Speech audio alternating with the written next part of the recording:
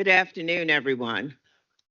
The budget work session of the Richmond City Council will now come to order. And Madam Clerk, if you would provide the Chamber Emergency Evacuation Plan announcement. Upon activation of the emergency alarm signal, all persons should immediately exit the building. Please use the exits to the left or right front of the council chamber or the east or west stairwell outside the rear doors of the chamber. Do not use elevators or escalators. After exiting the building, proceed down 9th Street and into the assembly area located in the former public safety building parking lot. Able persons should assist visually in hearing impaired visitors with exiting the building. Thank you, Madam Clerk. Members, I have an electronic meeting participation request. And pursuant to Rule 3D4B of Council's Rules of Procedure, Council Member Kenya Gibson has made a request to participate in this meeting via Microsoft Teams from her home due to medical condition that prevents her physical attendance at this meeting. The council members present must adopt a motion to approve Councilor Gibson's participation in this meeting by electronic communication means if it appears to the body that her request complies with Rule 3D of Council's Rules of Procedure. At this time, pursuant to Rule 3D4D of Council's Rules of Procedure, is there a motion from those council members physically assembled approving Councilor Gibson's participation in this meeting by electronic communication means? So moved. Second. Council is voting on the motion for electronic participation. Mr. Bretson? Aye. Ms. Robertson? Ms. Lynch? Ms. Trammell? Vice President Jordan? President Newbill? Aye. That motion has been approved. Thank you, Madam Clerk. I will ask that we get underway with the discussion of the proposed budget amendments for FY 2026. And Mr. Slats, if you would come forward to get us started.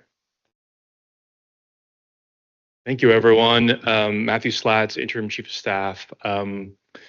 Today is the day that we have to finalize our efforts around the budget and get things moving forward so that our colleagues in the City Attorney's Office can do their important work of drafting the ordinances and legislation work so we can get moving forward on this. So we're excited to be here today and have a lot of great information to move forward with. So just again, here is where we are. We're still on our March, April review process, and we've got adoption coming up on May 12th. Today, again, we have to get your consensus on the amendments so that we can get them to the City Attorney's Office. And then May 6th, there's an error in the slide. We have May 5th, is the introduction of amendments.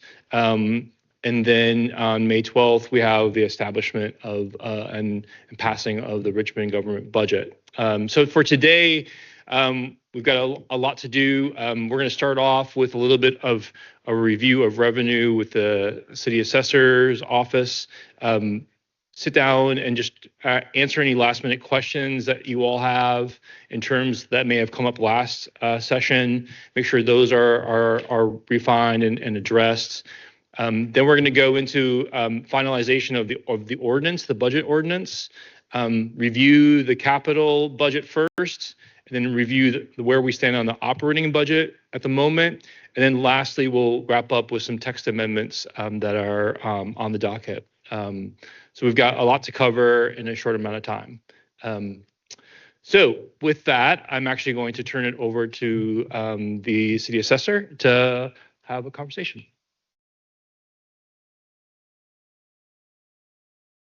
Thank you, Matt. Good afternoon, Council President Newbill, Vice President Jordan, members of City Council. I'm Richard McKeithen, the City Assessor. Today, I will talk to you briefly about the budget forecast that I had for taxable real estate for the next upcoming reassessment. Council President Newbill gave me a call on Friday, asked me would I come in and kind of speak to you guys about my forecast, possibly how I got to it, and why I'm at that number. Okay. So I'm saying all that to say I don't have a big, pretty presentation because we just talked on Friday, and I thought it better for us to have more discussion than for me to give you a lot of slides and stuff and things like that. I did pass out some articles that I'll refer to during my conversation, and you'll have those for your reference. Okay, so I can tell you that several factors go into my forecast, and as you know, my forecast was 6% land book to land book from last year. That's typically how we do it. And I look at several things as I'm making that forecast. One is the recent history of where our actual taxable assessments have been. Um, just for reference, a couple years ago, tax year 2023 was the sort of the end of the frenzy of the real estate market here in the city of Richmond, where we were seeing, bidding wars for everything. Interest rates nationally were very low. Inflation was running pretty much amok, and housing had gone through the roof.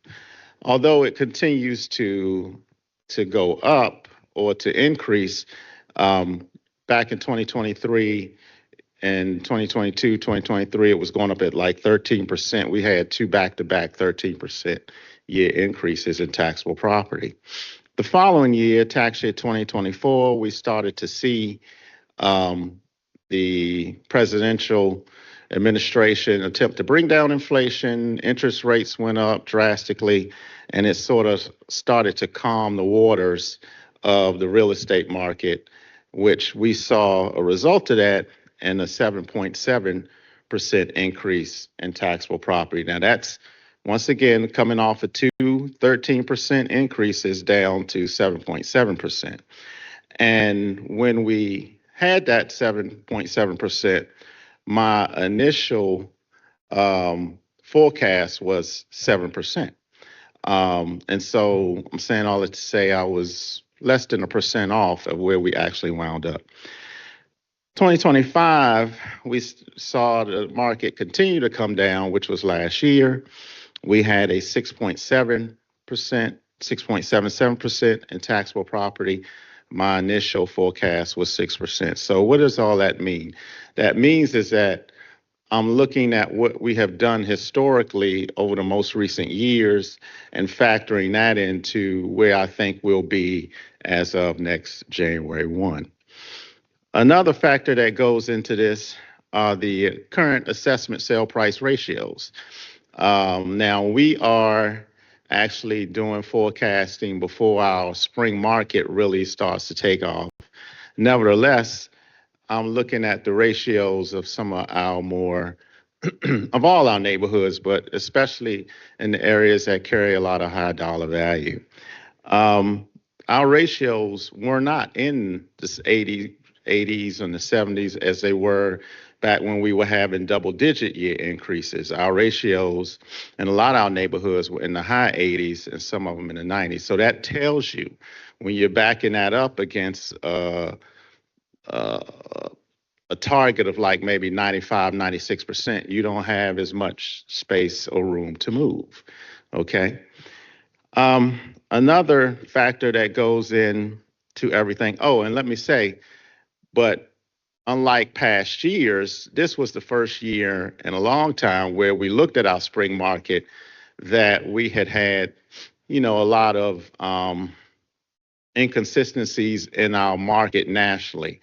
I know you guys watch the news, you read the papers, a lot of talk about tariffs, a lot of talk about the stock market.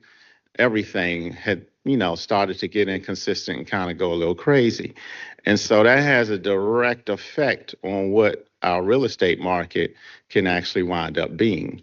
And so unlike past years where we had, a smoother spring market, this market has been inundated with a lot of discussion about the national economy.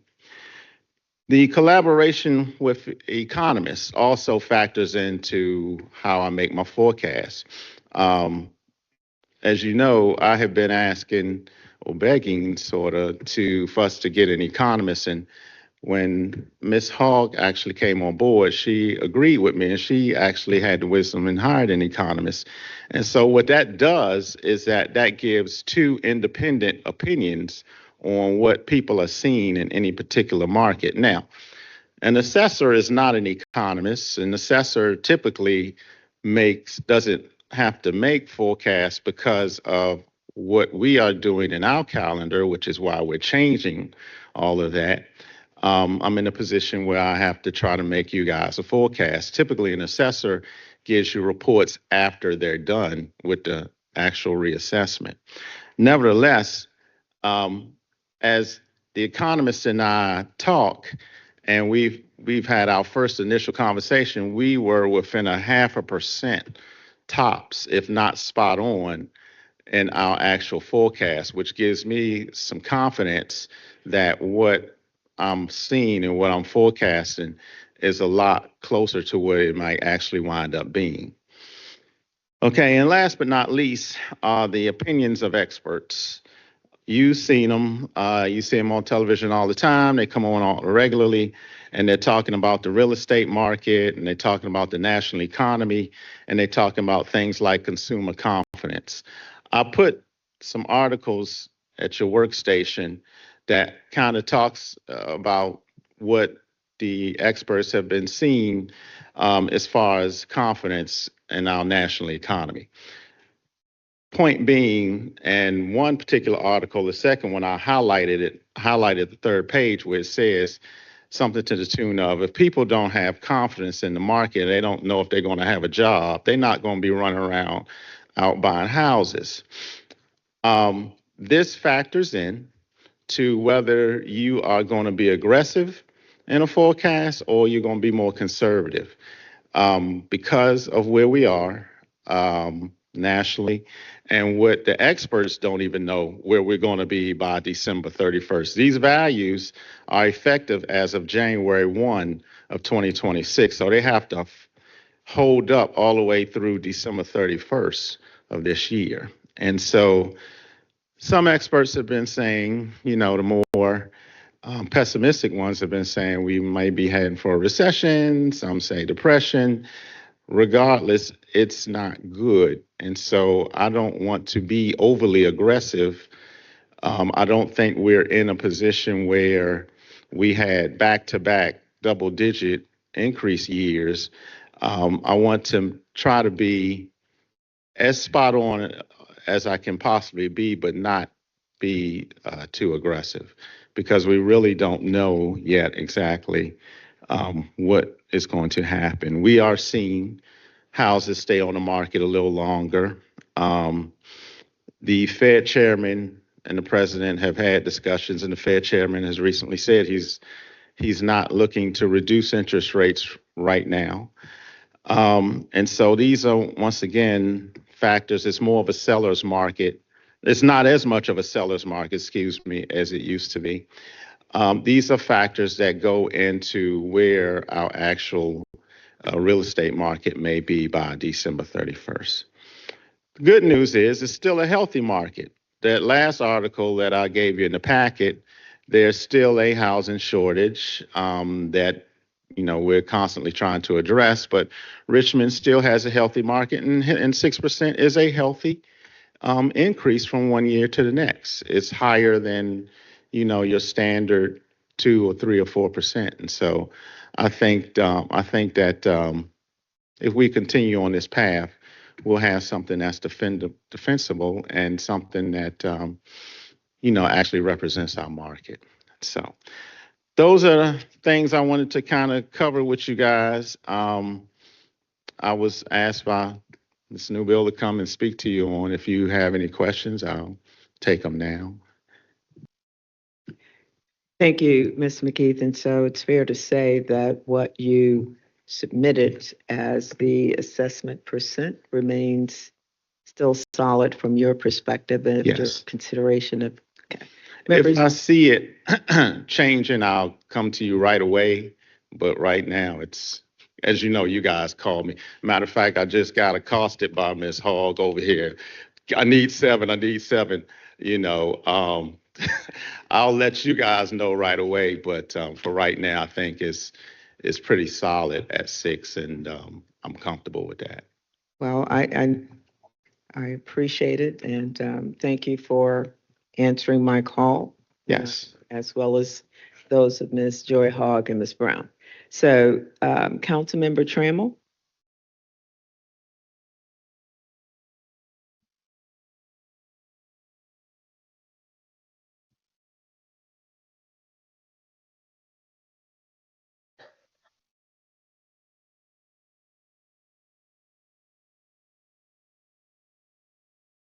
Had enough of this. I'm serious. I'm serious. I've had enough. But I just want to say thank you for all that you do, and thank you for coming to our meetings all over when you request it, and you lay it out for all of us, even the Brookberry Civic Association. And you live there and you let them know that, hey, you know, right now we don't know exactly what's gonna happen in the year 2026. Right now, we're just, I guess, as you say, riding the waves. Thank you. Thank you for everything. Thank you. Thank you. Councilmember? No? Oh, okay, I thought the light went off. Councilmember Lynch and then Councilmember Gibson. My blinker went off. Thank you again, Richie. Just quick question. I mean, obviously, every locality, municipality and locality is going through, you know, kind of a trend watch here. And I'm wondering if your colleagues, who I'm sure you confer with colleagues, Oh, yeah. you know, your folks. What are other localities projecting, and how are they acting, and where do we kind of sit in the benchmark with other Well, municipalities? great question. They're a little bit behind us from the perspective that, for example, this is April. They just put out their assessment notices. Ours came out September 2025 for January 1 because our whole budget and billing thing is different from theirs. So they just put out their notices in like February. And so they have the benefit of pretty much how we used to do it, where they actually go through the whole year and then they set the budget. So the assessors got like 11 months or almost 12 months before they actually start their process. So, but in talking to them, I think, you know, without specifically, they're around, we came in at like 6.7, almost 7%. One of them came in at 8, which is close. Traditionally, we've been over the last couple of years within a percentage or two of each other, which kind of gives more of a justification of the whole region's real estate market, not just ours. But that's why we're trying to change our calendar so we can get to be closer to what they actually do as far as functionality, where we're going. I'll have more of the actual year to go through and then give you projections and stuff because I'm finished or I'm almost finished. Thank you. Councilmember Gibson? Thank you, Madam President. Do you hear me okay? Yes. Great, thank you. I appreciate the presentation, and I think this is a really important discussion for us to be having. And I know, and I appreciate the challenge in trying to predict what the future will bring at a time when there's certainly, as a country, much uncertainty. I spent some time over the weekend looking at the comprehensive financial reports over the past 4 years, and so, you know, and over the course of we've been in the same situation, you know, for some time. In fiscal year 21, the the body council was looking at a budget based on anticipated revenue of $744 million. During that year, at some point, the projected revenue went up, and the budget increased. There was an amendment made to the budget, so the revenue went up by $18.7 million. Then the actual revenue that went up even more than that. So when you compare what the council and the mayor based their budget on in fiscal year 21 to what the actual result was, it went up 42. There was an additional $42.2 million in revenue that year. In fiscal year 22, the variance from what the original budgeted revenue looked like to what the actual revenue was that came in was an increase of $47.6 million. In fiscal year 23, the budgeted amount was $838.7 million.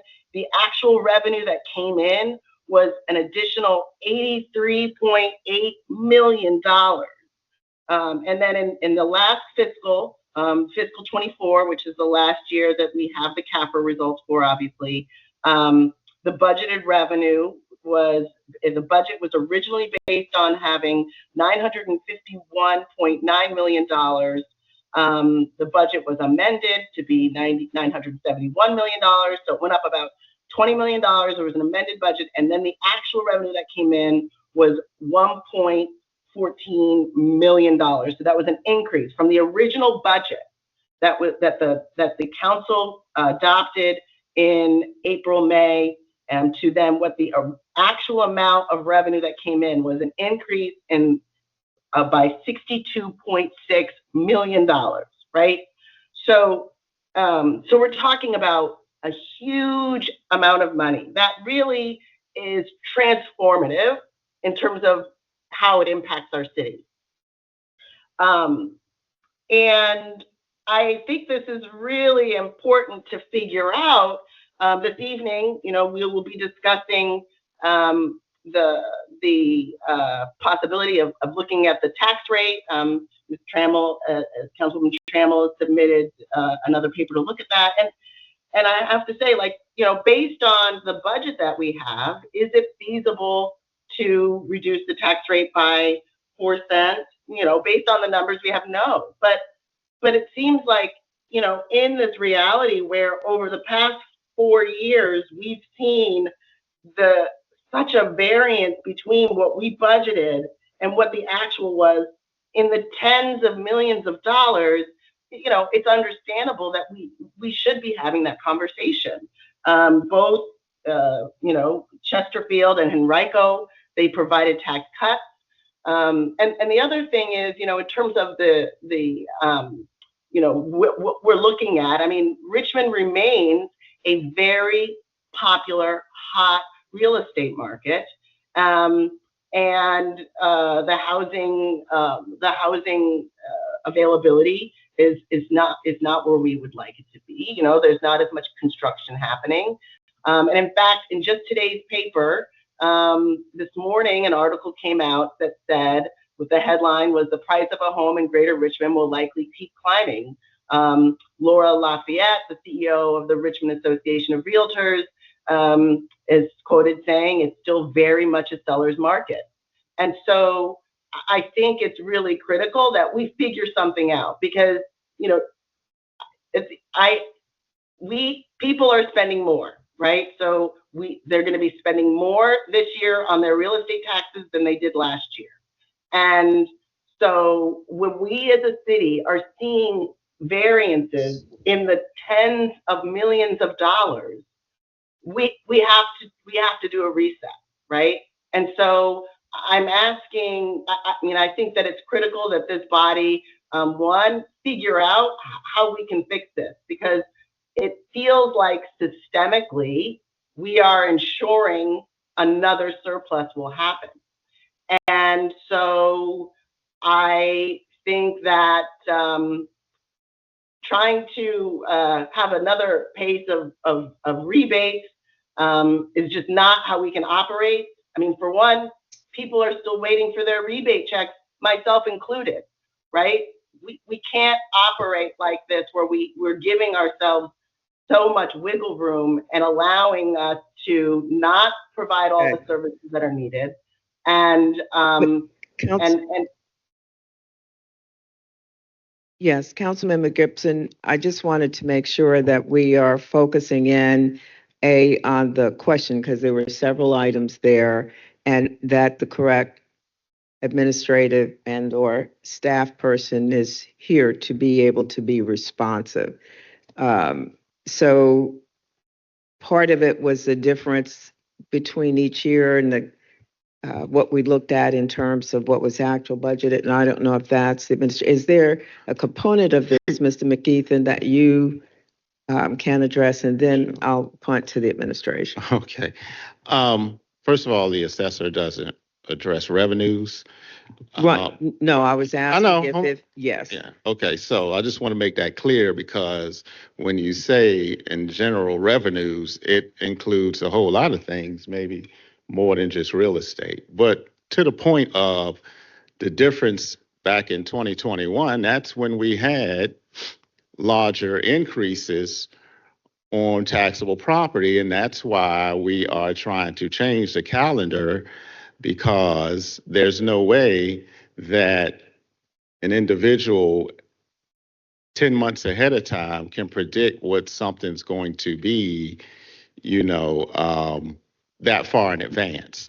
And as Ms. Lynch was saying, sort of to her question, the counties sort of go through their whole assessment first, and then they have actual budget hearings and things like that. The last 2 years, though, as the taxable increase has fallen based on the fact interest rates are up and everything, while it's still a healthy market, as I said, the overall increase has gone down to 7 and then 6, and then I'm predicting 6 this year. That's more sustainable and easier to forecast than something that's double digits that far in advance. But once again, I want to make clear that when you're talking about the CAFRDA and revenues and all of that, you could be talking about a multitude of things that don't even remotely have anything to do with this house. Thank you, Mr. McKeithen. Councilmember Lynch, you have questions specific to Mr. McKeithen's area here, because otherwise I'm going to ask for some other. Yeah, I mean, input. this is, and then I think we should wrap up and let him go, because he's done a great job. But just going back to the very important question about, the counties, and the reason why I asked that question, and I think you know why, is because that gives us a great benchmark of where we should be. So I'm going to ask a little bit more pointedly: is 6% right on target, or do you think that we are running any risk of falling either below or above that number? Given what's going on in Washington, I think we'll be close to that 6%.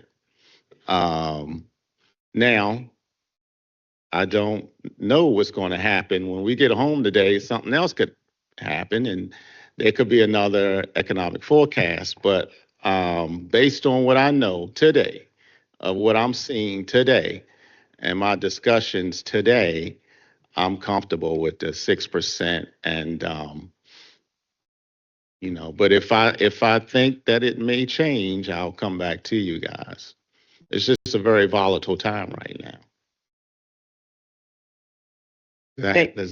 I'm sorry, did that help? I have another question. Yeah, just, I do you have another question, Councilwoman Lynch? Because I have Ms. Robinson and then Ms. Gibson is, Go. I'll yield to the Finance Committee Chair. Councilwoman Robertson and then Ms. Gibson. Thank you, Madam Chair, and I'm not speaking as the Chair of Finance right now on the subject matter. However, I would like to say that to our assessor, what you have done in terms of not doing revenue projections, but attempting to give us a fair assessment of what you think the market, the land book value would be. Historically, what Richmond has benefited from is that your projections, even if they are less than 1% difference, have come in within that margin of error. Yeah. Considering the fact that you have less than 6 months, more like 2 to 3 months of actual work that have been done. And so I appreciate the factors that you are using to make an analysis, a good analysis that of our land book value, considering the fact that no other assessor in this region are challenged with what you are challenged with, making a projection with such limited data. You've done an extraordinary job, and it has certainly proven to be exceptionally beneficial to the city. And if it's going to be a fraction of percentage more, I appreciate the fact that you have never overestimated it. And thank you very much for that. Thank you. Yeah, I'm very careful once again not to overassess because you can't. It's I liken it to playing, not to be facetious, but 21 blackjack. You go over, you're busted. You can't come back from that.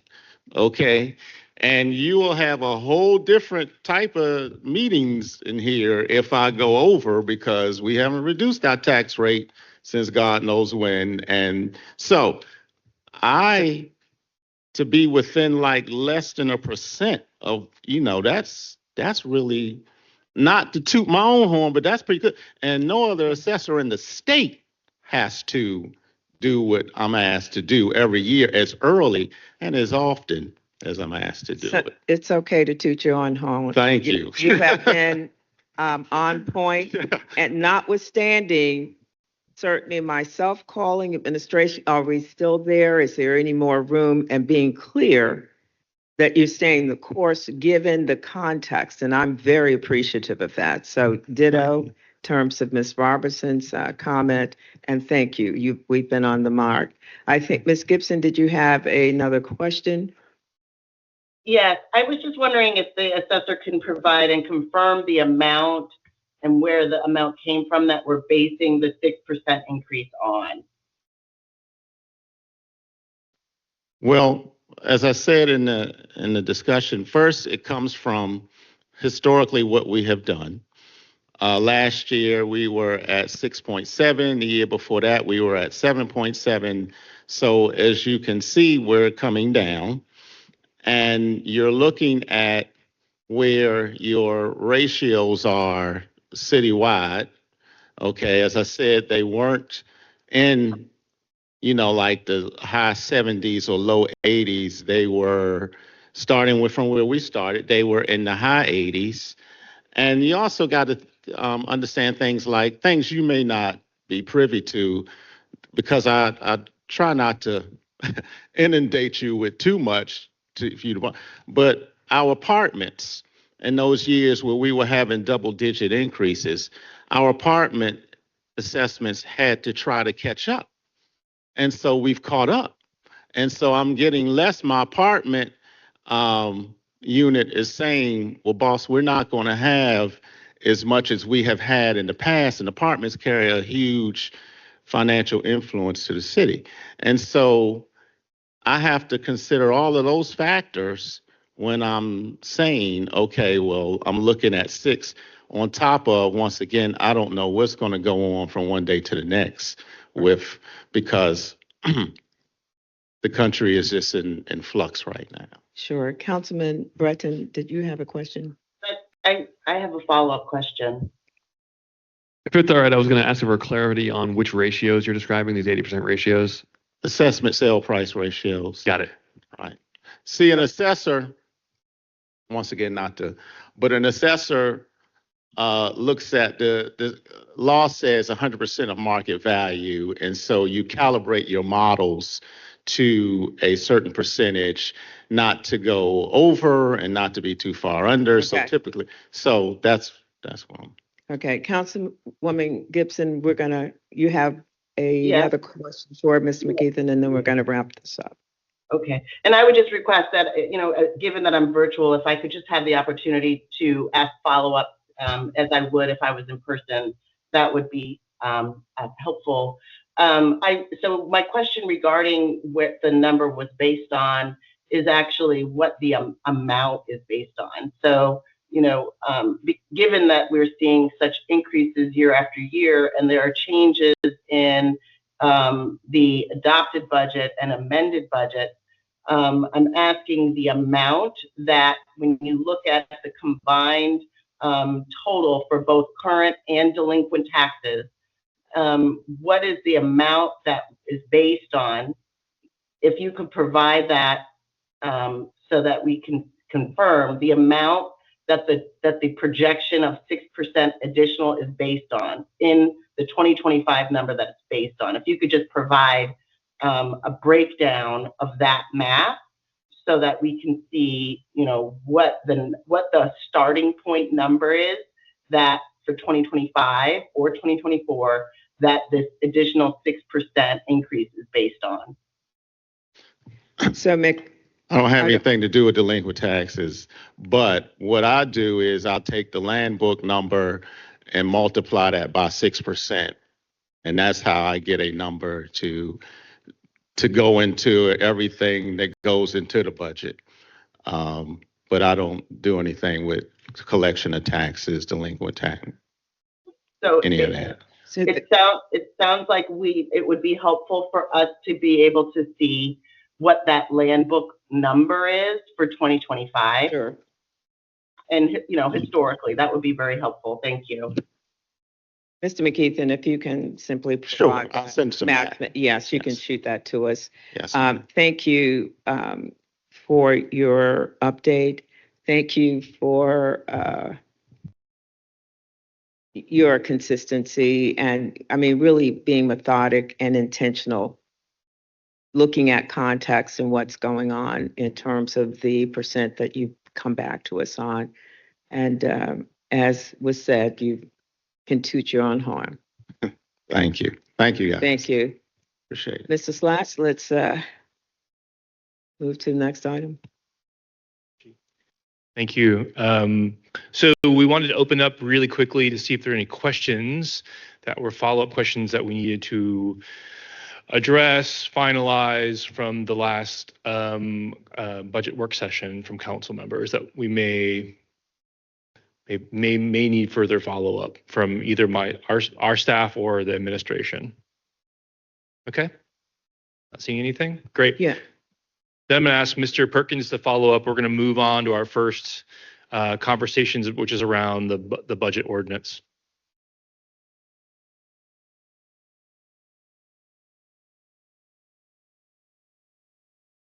Good afternoon, council members. My name is Will Perkins, policy manager for the council. As you all know, there are several ordinances which accompany the budget book.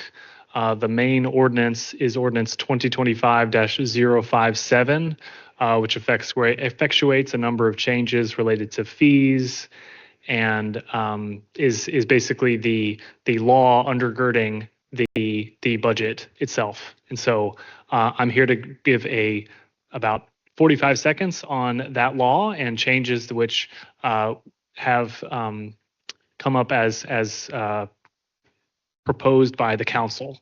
And again, gather your feedback. And again, the purpose of me here today is just to confirm this is the will of this body, is to make these specific changes to this ordinance. So as you can see on your screen, I have no handout. So I just wanted to give you the direct version of exactly what I'm going to be talking about is these 3 bullets. It's been proposed that the council make these 3 changes to Ordinance 2025-057. For context, that ordinance itself is 115 pages long, and these are 3 changes to strike changes as proposed in the mayor's proposed version of that document.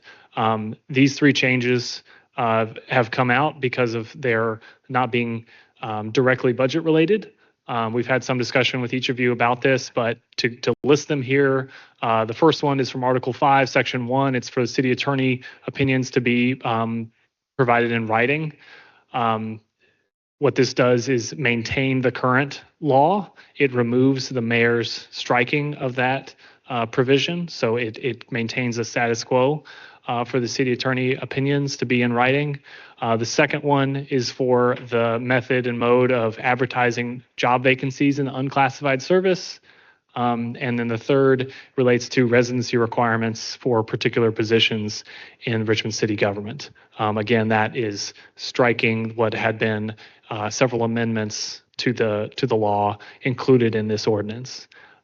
So I will pause there. If there are any particular questions about the contents of this, I know this has moved around a little bit from when we initially spoke about it, so I'm happy to give context or any particular questions. Vice President Jordan. Thank you so much, Mr. Perkins. Just, again, I think these are all worthy of discussion. It's just, I believe, the will of the body in our conversations that it shouldn't be during the budget process. So, welcome having a discussion about any of these things, but this is the ordinance that President Newbill put forward as the text amendment that would take them out so that they're not pushed in with these very important budget conversations. Thanks. Thank you. Thank you. And again, these are what we consider to be non-budget specific items that still will need to be addressed at some point, and will come back to council in different format, but just not in this context, is what's being said. So don't take it off the table. Got it. Thank you. I know you're saying something. I can't hear you, Ms. Lynch, but yes. Okay. Thumbs up. With that, members, any further question, comment? Do we have a consensus? Thank you. Thank you. Mr. Slatt or Mr. Wagner, I'm not sure is next. Wonderful. So we're going to move on to our conversations around the budget, the capital and the operating information. And so I'll turn that over to Mr. Wagner.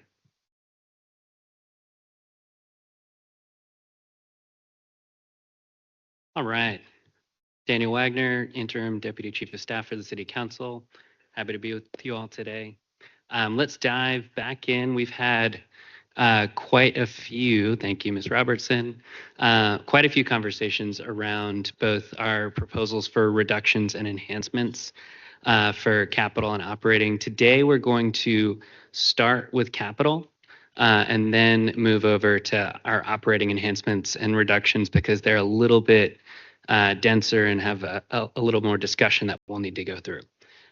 So first we'll do capital, like I said before, and I want to talk at a high level about the reductions and then explain the enhancements as well. So David, can we go to the orange spreadsheet? Thank you very much. I believe we need to have them passed out also. Thank you. And David, could you also pass out the orange spreadsheet? Thank you. So that's forthcoming. In the past, I've made the mistake of giving you too much at once. Now we've not given you enough. So.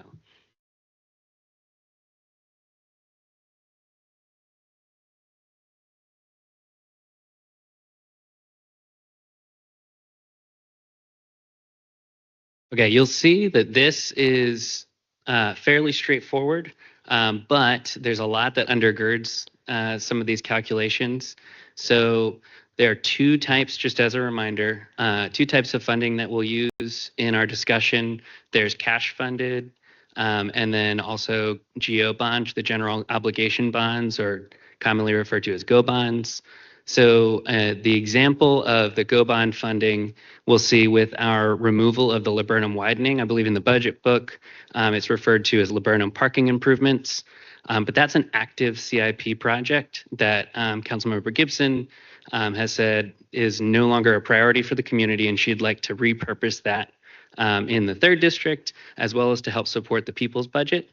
Ms. Gibson, at this time, I'd be happy to turn it over to you to provide any context, but the idea behind that is we have $959,617 that's still left from that active project.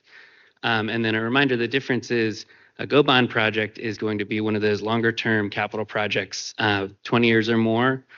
So anything that we would use this funding for has to also pass that same stress test, right? It has to be a long-term asset, 20 years or more, so that it'll outlive the bond financing. So a good example of that is building facilities. So school reconstruction, those are typically bond financed because those are going to be buildings that we'll have for many years. Sidewalks, another good example of something for this use as well. But so that is a little bit different than looking at a cash financing, which could be for capital projects that are going to be easier. So for instance, a bench for a bus stop or tables and murals in a park, things like that. Any questions on that piece so far, y'all?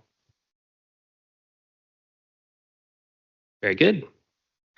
So you'll see from our reduction proposal, that first piece is that fleet vehicle replacement. So that is a cash funded program. So we're not taking on any debt to replace any of our vehicles. And it was my understanding that council's will was to hold harmless any emergency response vehicles. So we would only be pulling from the vehicle replacement program related to DPW, parks, and the Richmond Animal Care and Control. And specifically, in addition, not just emergency response, but also DPW solid waste. So those refuse trucks. This doesn't delve into that as well. This is just from the bucket of 25 other vehicles that are in that fleet. We don't have a specific breakdown of that. I think it's also probably best practice to let the administration determine which the priorities would be. So the proposal, in order to meet both the goals of the Richmond People's budget, as well as the reallocation of that laburnum widening into the Pine Camp facilities in the 3rd district. So that total comes out to a $2,214,617 reduction. The cash funded piece being $1,255,000 to go on top of that removal of the laburnum widening project.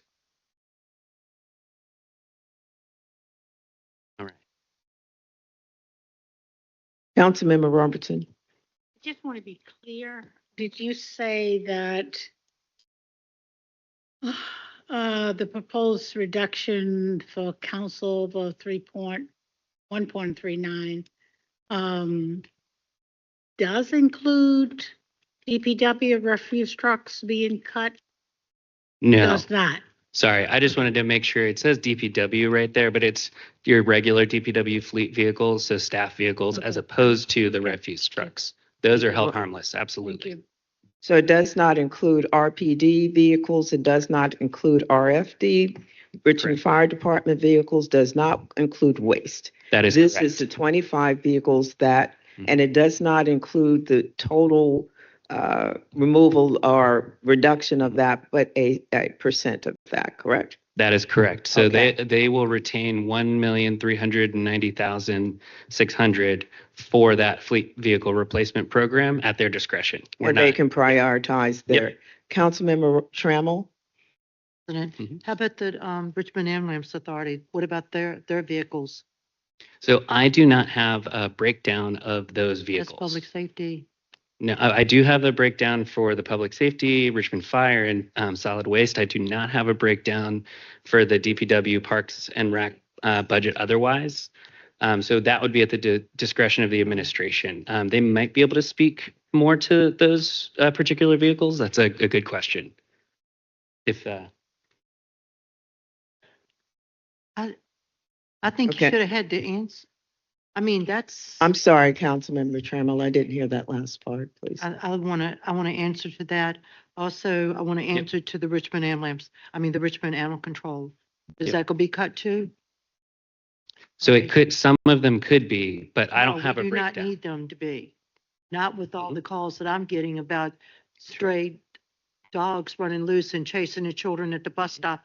And when they call 911 or they call me, we expect them to be able to get out there because it's an emergency. And it's not only in my district, it's happening everywhere because the population's growing. And we know the city of Richmond is growing with their fur babies too. And us, Mhm. okay, so you can't answer the thing about you can't Yeah. answer me with the Richmond ambulance. That is correct. We've asked for that breakdown, but we have not received that. Okay, thank you. Sabrina will. Yes.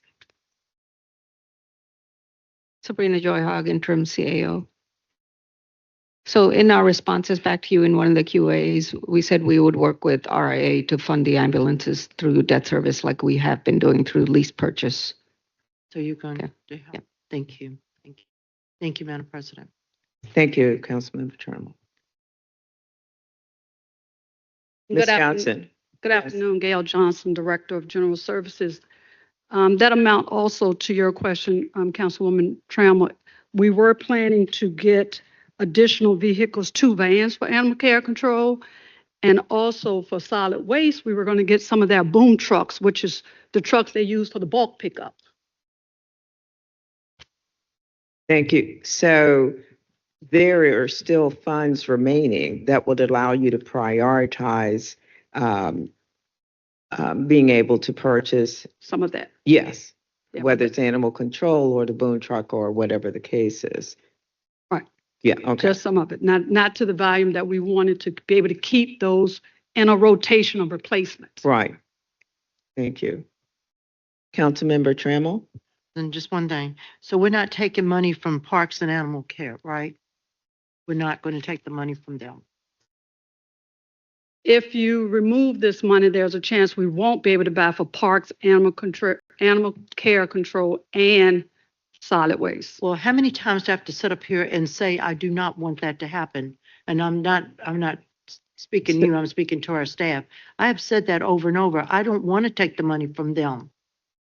So the challenge here is that the decision, it is not removing 100% of the funds for those 25 vehicles. It's removing a portion. And then you can decide how many animal care, parks, DPW vehicles you'd be able to acquire out of there, correct? Based on the funding that will be available, yes. Yes. But I can't guarantee you that they all would get. Well, not all 25 because, yes. With the population growing over 222,000, it seems like So- we're going to need these vehicles. We don't need it to be cut. Because one vehicle could make a difference when it comes to public safety. If they don't have that vehicle, None of the public safety vehicles are being cut. it says, None of the public safety, none of the fire, none of the waste. I'm talking about animal control. And it could And I'm very, talking about, yes, and it could be, Ms. Trammell, that they could prioritize animal control out of the funds that would be remaining there. Yes. Yes, Councilmember When Lang. we're going through these, if we come up to like a discussion point, can we just call for a consensus so that way? Because I mean, we could go round and round with each other. Yes, I was just trying to get So, clarification so if we first, so. just on, if we have items that, require discussion, we'll just do a consensus. That way we can get a sense and then move on. Absolutely. The point was to make sure we had clarification that not all of the funds would be removed, that there still be opportunity for some out of those 25 and to prioritize. So any further, Mr. Way, in terms of the enhancements? So you'll notice in the enhancement side of things, our number to get to the investment in the people's budget, our goal was 3 million, but our reduction number is significantly less than 3 million, thanks to work done behind the scenes from the administration to accommodate some of these proposals that the communities voted for within their existing FY26 proposed budget. So we're very grateful for that work that's been done and will continue to be done in partnership with City Council so that we can continue this initiative. And it allows us to, again, not dig deeper into some much needed investments in our capital improvement program citywide. But overall, this proposed enhancement would balance with the proposed reduction put forth. Again, most of this is going to ensure the completion of the People's Budget projects with the addition of the Pine Camp facilities, which is another incredible parks resource that would help get some of those major facility upgrades over the line. Do we have any questions about the enhancements? But otherwise, I think we can also move towards consensus on this if that's the pleasure of the body. That is the next place we will move. Do we have consensus? You have in front of you the capital reduction proposals, the two that Mr. Wagner shared, and then the enhancements. I have consensus in terms of these items. Thank you. All right. In that case, we can move to the operating side of the house. This is where it gets fun. David, can you start us off with the reductions spreadsheet? So that's perfect. So David is going to hand you a packet, which includes on the front page the reductions proposals. And these have been suggested by the administration. So I will give a moment for Ms. Joy Hogg to come up and just make sure that we can walk through this together. They have done an enormous amount of work in addition to the work that they did to find a balanced budget in the first place, but to work with our staff as well as the council members to find places where we could draw some further reductions without hindering service delivery. So this gives us an opportunity to make investments that you all have set as your priorities while still maintaining the high level of service that we expect. Ms. Joy. Thank you. Well, Ms. Joy Hogg, if we have any questions, how about that? So we can go starting from the top. This first piece is the reduction from the Richmond Resilience Initiative. Now, it comes with a caveat. We do still have funding for an existing cohort that will take place during this fiscal year. This is a matter of timing, essentially. So we have $500,000 from FY25 for an existing cohort of 40 families to still partake in this initiative. And I believe this is another place where we can come back together if we do find that we have some wiggle room in the upcoming fiscal year and still stake this as a priority for another cohort. However, at this time, we can operate with the existing cohort using FY25 dollars, and those 40 families can participate through the duration of this upcoming fiscal year. Councilmember Robertson. Madam Chair, question.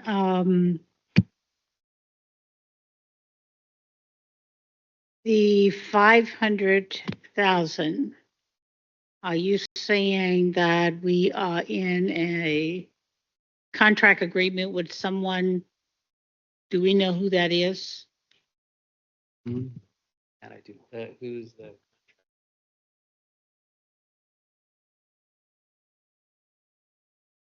Up Together. Okay, we need to, what was the response? I didn't. Sorry.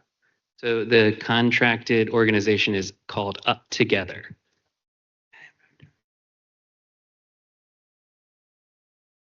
Okay. Yes, We sir. are- So I have oh, I'm sorry. Sorry, this is Brian Bills with the Office of Community Wealth Building. We're currently in contract negotiations with Up Together. They're offering us $60,300 in matching grants. That would be enough to serve 42 families with the existing $500,000 in the FY25 budget. So you're in negotiation or contract with Up Together, and you said in addition, they are providing what? They have offered $60,300 to match our $500,000. And with that, it would be enough to serve 42 families in the existing cohort. Okay. And so the total amount is a little over $1 million. Is that what you're saying with what The they're numbers providing? I'm describing are only for FY25 and are not for this proposed FY26 funding, which you are discussing. If that additional funding came through in FY26, we could do another 42 families, and they have offered another $60,000 match. 60,000. Okay, Just point of clarification to Ms. Roberts. So that sounded like 562,000 that would be available for expenditure that would get us to service of 42 families in the new fiscal year. That's correct. Okay. and the follow-up question, Madam Chair. My understanding, this money is a one-time source of funding. Is that correct? So this is not something that these 40 families will be served over the next FY year, but that's just because of an overage that we have going into the new fiscal year. But this is a one-time funding source.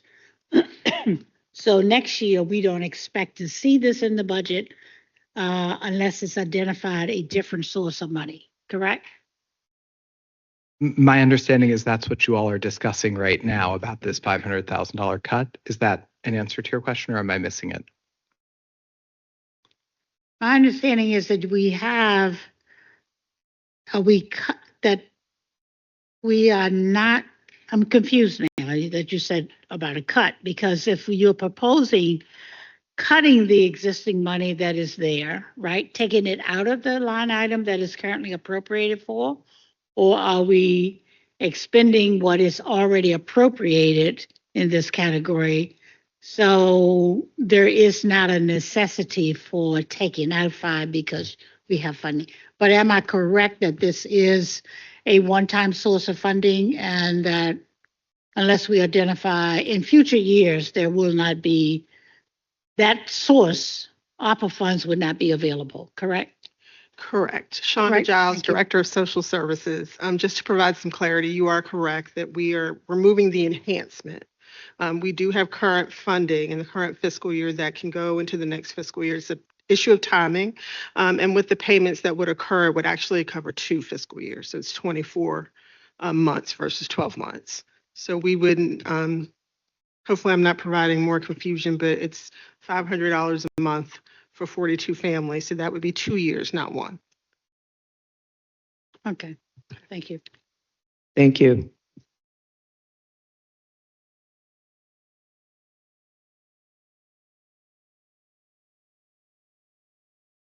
All right, so the next set are vacant personnel positions that the administration has identified. They'll be able to continue operations without filling them during this next fiscal year.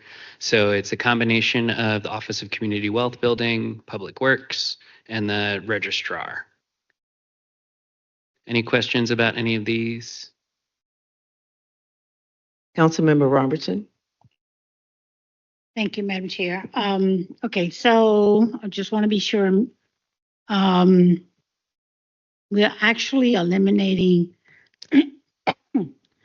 I assume this was a proposed cut that came from council, and the recommendation here is supported by the administration. It's a combination of the two. Okay. So some of these originated from us and some originated from them. Yes. Okay, but I am understanding 1, 2, 3, 4 positions out of the Office of Community Wealth Building. And I have been told that those positions are vacant, but previously I've been advised that they are not vacant, which is true. My understanding is that all of these are vacant positions, and there would be no actual cuts to people that exist, and nor are any of these positions in recruitment. So we're not disrupting any hiring processes either. These are vacant positions that we're not actively recruiting. Okay, so when I looked at the organizational chart and positions that are occupied, I cannot find 4 positions that are not occupied. And so I'd like to get absolute verification of that if possible. And Madam Chair, I just would like to say that, like I've said before, the Office of Community Wealth Building is probably going to be, has been, office that I feel very strongly when we get into a crisis situation. We've called on this office to be the people, boots on the ground, to make things happen. When we had the water crisis, this office was called on to appoint their existing staff to take applications and, work through the whole process. When we were in the middle of dealing with COVID, this department was called on to pretty much put their regular agenda to the side to address emergency situations as they come up, and have been very responsive to that. Considering how the mission and the criteria that's been used to measure our effectiveness in reducing poverty, and the changes that we are making as it relates to eliminating 4 positions that potentially would have been expected to be filled, if they are vacant at the present time. And I'm accepting the message that we got that they are. And with the anticipated cuts that we're receiving every day, many of those cuts that are coming from the federal level are directly impacting people that this office is charged with the responsibility of bringing to a level of stability. Just want to make sure in our budget that we are doing some extra efforts to monitor the activities of how we're dealing with poverty and the impact of other cuts. I mean, I just got notice today that AmeriCorps is completely eliminated from funding from federal. And we have several AmeriCorps members that, and many of them are associated with this office as well. And I'm concerned that just to put some things in place to make sure we're watching this carefully over the next few months. Thank you.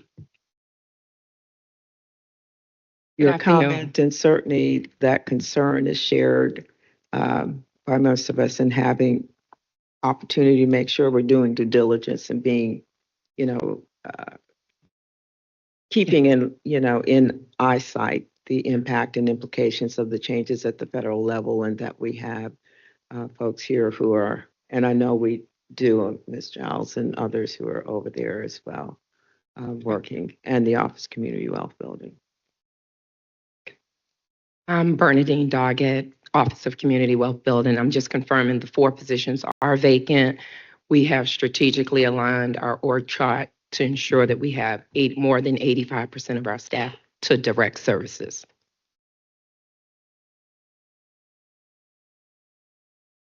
Thank you. But we will be vigilant, as Ms. Robertson has indicated, to keep our eye on Project 2025 changes and the implications for our families, and, being able to have monitoring some with the staff we have and or other staffing.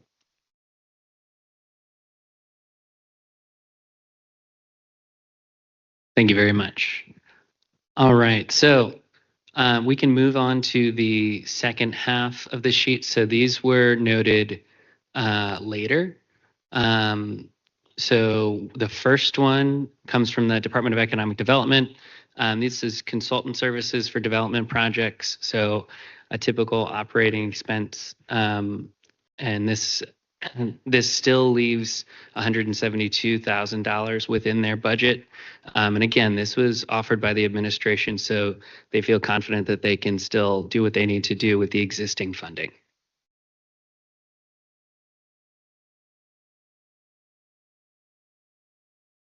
Any questions on that line before we move to resiliency grants? Please proceed. All right. So the next is the resiliency grants. So that comes from the Office of Sustainability. The base for this program is $250,000. This reduces it by $100,000 with still $150K to work with. And this program, I believe, is now in its third year. This would be its third year.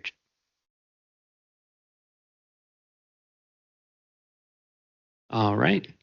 So next we can move to a handful of, again, personnel. So we have park ranger position and 2 administrative technicians from DPW. And then the last piece is signage. So this we've got a pretty large budget that we work with to replace damaged signs across the city within the Department of Public Works. And the same can be said for planning and development. So this slightly reduces their budgets, but it's not like we're not going to replace a single sign. We'll still have some to work with.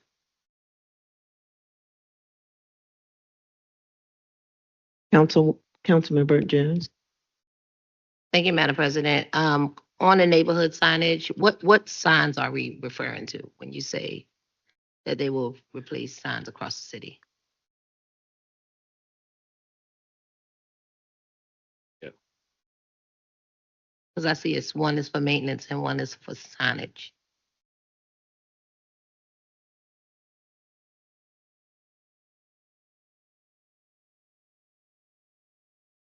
Yeah, because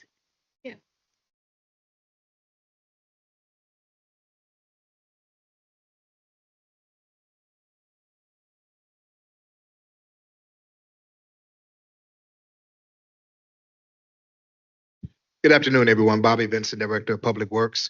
The type signs that we're referencing are signage that we can put up throughout the community within the public right of way, such as banners and things of that nature. So that's what we're looking at not doing.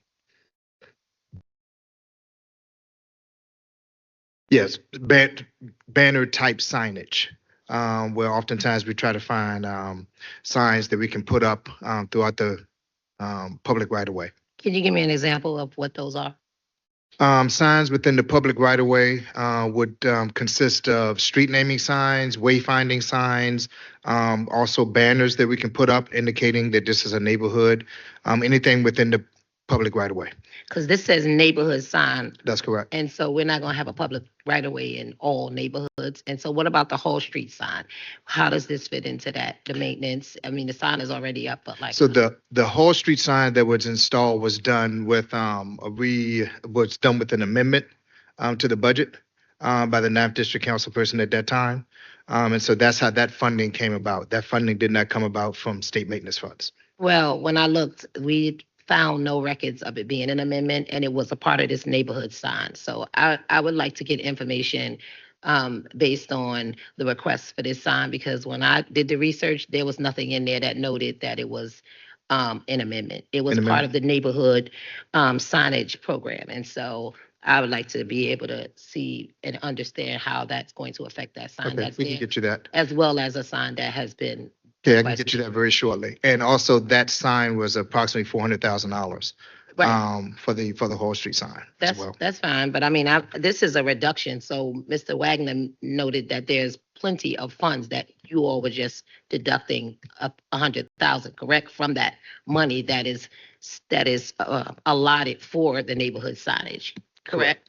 Correct. Yeah, so I would like to see that, and also for the request that Okay, so making certain that I understand, you want to know exactly where the 100,000 for the sign reduction maintenance came from, as well as where did the funding come to pay for the sign that's currently on Hall Street? and the budget amendment that y'all are And the saying budget amendment. that we seem to can't find. So Okay. yes, the budget amendment, that, because this was allotted in 2024 or in the FY 24 budget. So I'd like to see that as well. Okay, we'll do. Thank you, Mr. Vincent.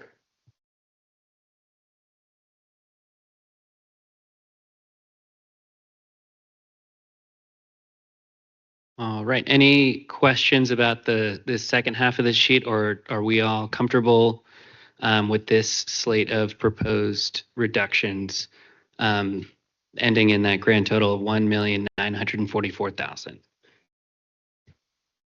Members?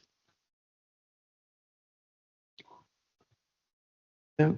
Yes. Very good. So this last one came from City Council. We've talked about this a handful of times. Now we're operating with more complete information. This is a proposal to reduce the 3.25% raise just for employees who are earning 175,000 and higher. I'll defer to the patron on this one. Ms. Abubakar, are you prepared to speak to that?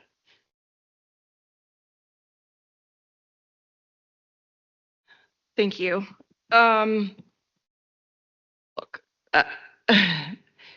I know this isn't going to pass, and I know I've pissed off a lot of people in administration about this. Candidly, this was never about any one person or group of people. This was about a reaction to being a good fiscal steward and an understanding of the word equity. I'm just going to say this. Since last fall, we have seen increasingly alarming financial predictions. In October of 24, then CAO Saunders warned that Richmond faced a $27 million deficit for FY26, growing to $149 million by 2030. Last week, interim CAO Joy Hogg updated that projection to $390 million shortfall by 2030. That's more than a double estimate from just 6 months ago. So that against that backdrop, my amendment sought a modest targeted restraint to limit raises for employees already earning over $175,000 a year and to prioritize those dollars for frontline workers who are the lifeblood of city services. This is equity in practice. This is not equity in rhetoric. Instead, we are being told to prepare for financial hardship. We are approving millions of dollars in raises and creating dozens of new middle management positions, including deputy directors and senior analyst roles, management analyst positions, which I still haven't gotten full definition of what that is, all while refuge collectors, librarians, social workers, and street crews continue to scrape by. We're losing park rangers. The fact that just from a philosophical standpoint, the fact that we are debating $1.9 million out of a $3 billion budget explains how broken this process is and shows how resistant we are to the basic questions of fiscal discipline. We were told that raises are about equity and avoiding compression, but compression isn't the issue when workers are earning $50,000 to $120,000 less than their supervisors. We are not in danger of overlap. We are seeing a growing divide. Looking at our neighbors makes it even more clear. In Henrico, the top salaries are for doctors, engineers, public safety officials, roles requiring special credentials and high-pressure jobs. In Chesterfield, mid-level salaries are significantly lower, yet they manage to deliver quality services without ballooning overhead administrative costs. Meanwhile, Richmond inflates its executive ranks while pleading poverty. Throughout this process, I have offered multiple compromise proposals to prioritize underpaid workers while allowing for raises across the board, which is what this most recent amendment was. Each time the administration said no, insisting on full raises for all without any flexibility. This process is emblematic of a larger problem, a budget structure that limits council's input, minimizes transparency, and demands rubber stamps instead of real debate. I think we can and we must do better.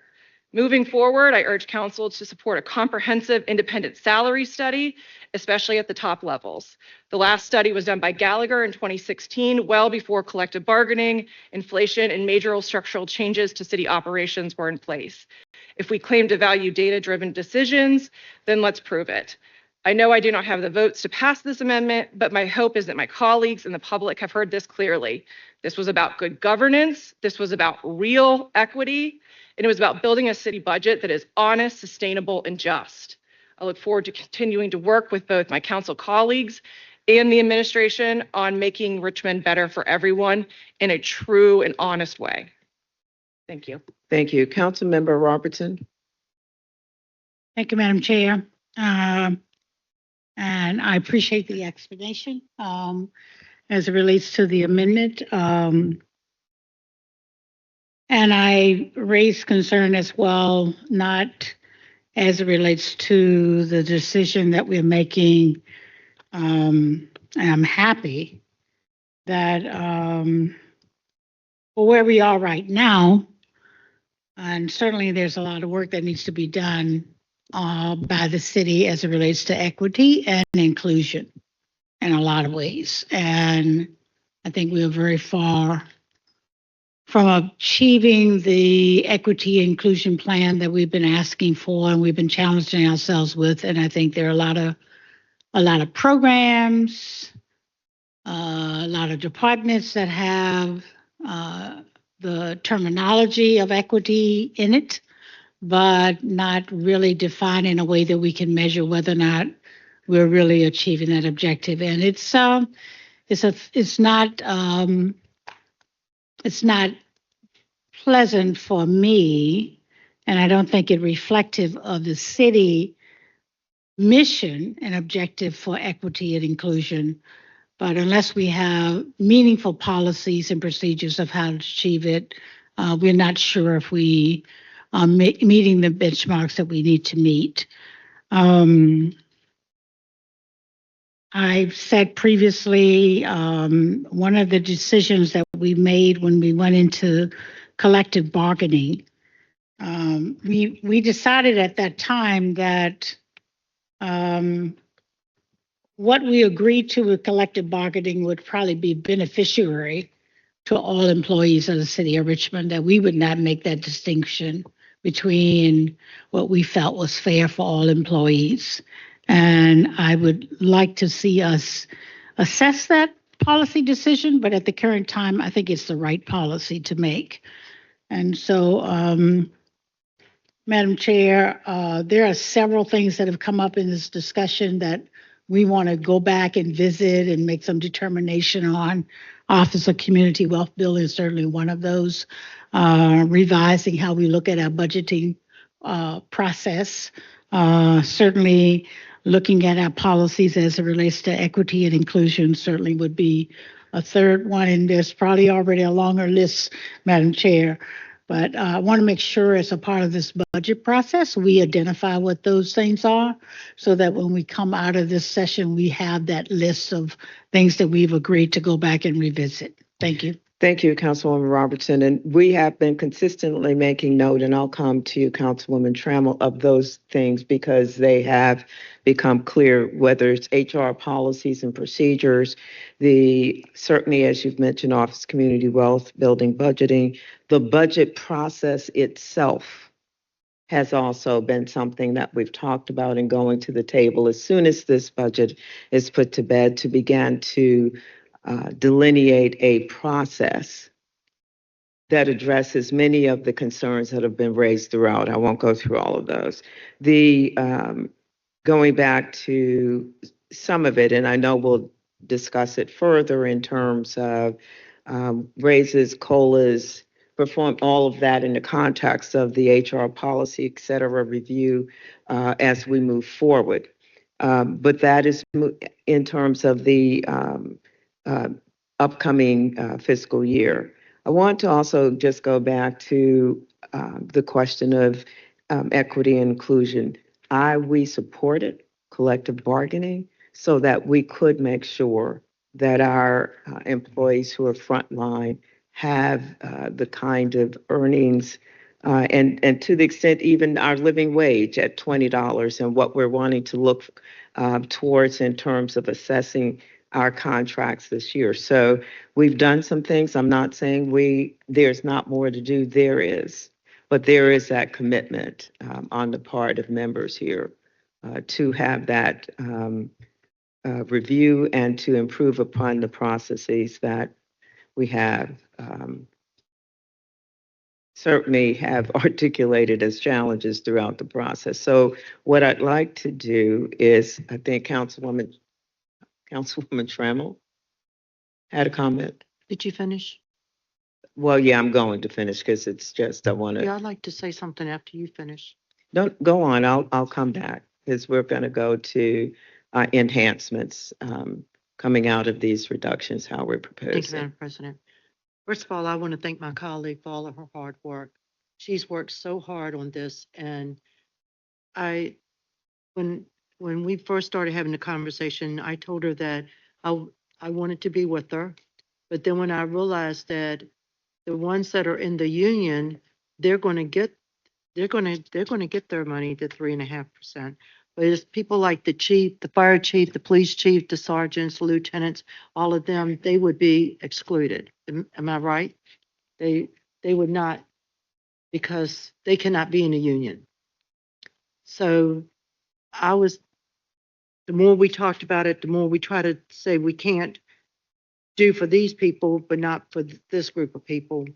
Um, and this happened before our new colleagues got on here. This was all going forward because I can remember previous council person talking about it's in all this paper over here. But anyway, it's not your fault, Sarah. You have done, you have tried to make us realize that things are not, things are not fair at City Hall.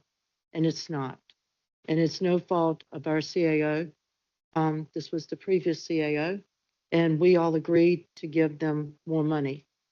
We also agreed for everybody across the board to have the 3.5, 5, whatever percent, so that it would be fair for our police chief, fire chief, departments, heads, all of that. So because they work hard.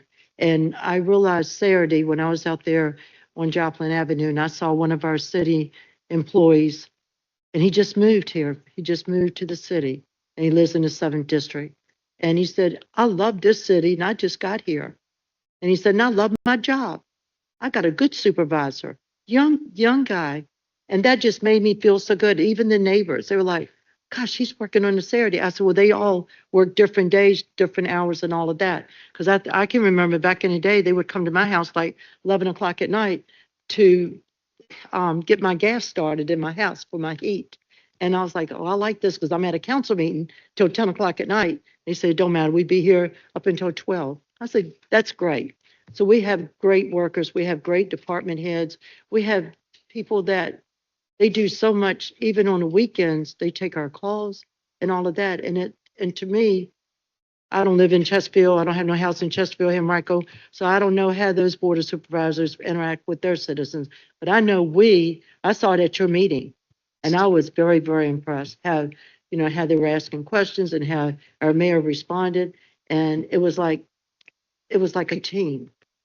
And that's what you have bought. That's what you have built and bought in the fourth So- district. I hear it because I know so many people in your district. You saw that at your meeting. You're like, wow. But I just want to say thank you for all your hard work. And as I look at this, I'm not happy with all this. I look at things that needed change, that happened before you got here, up on our 3rd floor. And believe me, I'm not happy. Councilmember. So we're going to talk about that. Also, when I saw in here, I wanted to go back to it. A park ranger, y'all go take the park ranger. Don't take the park ranger. So Put that back in there because that's public safety. And you know Okay. what? In the summertime, we need a park ranger out there because of people that can't swim. I'm not, so I want to unbundle these items. I want to take goodness. go on and address Whatever. this item and then go back to the list because we did not get consensus. So that lets you go back to that particular item.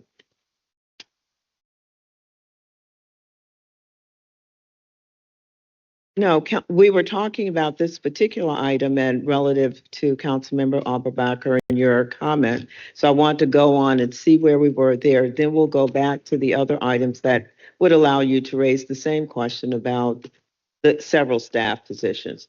So I need to get consensus on where we are or are not on this item. I'm so sorry to interrupt. President Newbill, I believe that Ms. Gibson has her hand Oh, raised I'm for sorry. this item. Councilmember Gibson? Thank you, Madam President. Yes, I wanted to speak on the item on the table, the additional cut of now $250,000. And I wanted to extend my appreciation for all of the work that Councilmember Abubakar put in on this. At this point, the original amount was $750,000. We learned that $500,000 of that was through the general fund, And now, with additional compromise, we've got it to $250,000. I'm going to be frank. I don't see how we can vote against this. I don't. This is not a huge amount of money, and I just want to make sure that it's clear in this proposal, this compromise, everyone is getting a raise. Everyone. And the only difference is that if you make over $175,000 a year, you're going to get $2,300 as a raise. Why? Because that's the average raise everybody else is going to be getting. So you're making $60,000 a year, you're going to get about $2,000. But now we've got people that are making $300,000 a year. They're going to get nearly a $10,000 raise. That's just a COLA raise. So I'll be frank, I really am shocked that we don't have the votes for this. I'm struggling to understand it. The other reality is that these raises, 3.25% raise, the COLA raise. This isn't even the only raise that folks are getting. Many folks at the top, and they also receive performance raises as well, and we're not even talking about those. So this to me is it's a no-brainer. Look, I think that the difference, what some of the different people are talking about, I think the question is, how can we make Richmond function better? And the argument that these high income, high earner raises are the path to making our city work better, it doesn't make sense. Residents don't believe it, for sure. We didn't go for a week without water because the person at the top of the DPU director wasn't making enough money. We didn't mail thousands of refund checks to the wrong recipient because somebody wasn't making enough money. The city needs to work better, So I want to say I support Councilmember Abu Bakr's call for an independent salary study. But further, I think we also need to be looking at the job descriptions, what those folks are doing, because if we are paying these high salaries, we need to make sure that we are ensuring the same experience, the same background, the same requirements that folks in other surrounding municipalities have for the folks in those same roles, often making less money. Thank you. Thank you. Thank you, Councilwoman Gibson. Councilmember Lynch. Yeah. And then Just want to echo my support for Councilmember Abu Bakr's approach of doing the salary, the reviving the salary study. I think if we're going to do anything, it needs to be pretty measured and thoughtful and considerate. And I think that offers a really, really nice way for us to revisit something that we haven't revisited since 2016. So support that. thank you. I want to make sure that staff, again, capturing all of those items that are coming up as follow-up. And so salary study is certainly part of that. Councilwoman Jones? Thank you, Madam President.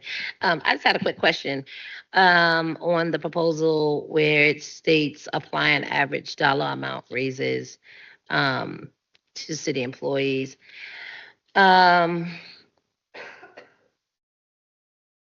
guess my question is, and it took so long to get to me, I'm sorry, I kind of forgot. Can you come back to me, please? Because I need to remember what I wanted to ask. We can, but I do need to have us move along swiftly. I want to also recognize and thank Ms. Abu Bakr for the extraordinary amount of work and due diligence and effort that you put into this. Not at all undermining, underestimating, but saying that given where we are in this moment, looking at the components that would allow us to make more informed decisions, salary studies, I mean, the other kinds, HR policies and procedures that may need to be changed in terms of, for me, differential allocation of raises or COLAs, that's a challenge. So what do our policies and procedures say? And so um, the opportunity to take a more intentional look at all of this as we proceed in the new year would be what I'd be interested in. But I do want to acknowledge and thank you for um, the comparative analysis you've done, the work, and I've had questions go to the administration and trying to get even more information. But so thank you for that. And with that, Ms. Jones, do you have, okay, Councilmember Breton, and then I'm going to see where we are in terms of consenting on this item, and then I need to go back to the other page because Councilmember Trammell had a question too. Well, I would definitely not expect us to get a total consensus on this one. This is definitely going to be one of the controversial ones. I do believe that it is a good conversation, one that we should be having. I've told my constituents that, I believe we should be doing something to create more equity and not be promoting and contributing to inequality across the city. I think that the form of Council Member Abu Bakr's current compromise is actually quite reasonable. Everybody gets a raise. Folks at the top who work very hard are still getting paid very well. And so I found this to be a pretty reasonable way for us to do our part to combat inequality, to promote equity, still show appreciation to our top earners by giving them a raise, and show appreciation to all of our workers by giving them that, everyone else by giving them that 3.25%. So I would not expect everyone to agree that this is the best way to do it, obviously. And so, I would not expect this to be a 9-0 vote. But I do think it's a good compromise. I think it's a good conversation to have, and I'm glad that this amendment's on the table. Thank you, Councilmember Jones, and then I'm going to see where we are in terms of consenting. All right, so I'll help you out and say that I thank you, Councilmember Abubakar, for, as everyone has already stated, pushing us to really think differently, think deeply, think holistically around how we balance this budget in a way that reflects the people, that reflects the people of City Hall, that reflects the community. I do think that it is modest, but I do think we also should do our due diligence. And it's unfortunate that it takes us at this budget process to have to push against these type of things. So thank you for illuminating what we need to do, what should be happening. And this is no disrespect to anyone. It is our roles and what we're elected to do. And sometimes those hard issues have to be addressed. And I think while we are at the table now, and it is a very fresh conversation, I think the work that we have committed to, specifically in our retreat as working with council and the administration, this is where we start. And this is how we all get on track with working together so that it doesn't be a us versus them. Because this entire budget has felt like that. And we do not, I can't speak for everybody, but I don't want to say the council is not against anybody. We are trying to do what we can to ensure that everything we do is led with equity, but at the same time, making some decisions that we need to make, but we should be thinking about them as not just a body, but as a collective. And so, yes, we are here now, but let's continue to do the work. Let's continue to go deep. Let's continue to really focus on things that we have not worked together on all of this time, because a lot of this has been raised. And even to my colleague, Ms. Robinson, when we begin to think about departments, let's be intentional. So I say let's be intentional about what that really looks like. And if we're going to truly do it, say what we mean and mean what we say. I forgot what my question was about it, but thank you so much. Thank you to all of my colleagues and for all of the work that we are trying to do to just simply get a budget that reflects the people we serve, and the people that we serve in this city is changing. And we want to make sure that we don't forget those who are and should, and our budget should reflect that.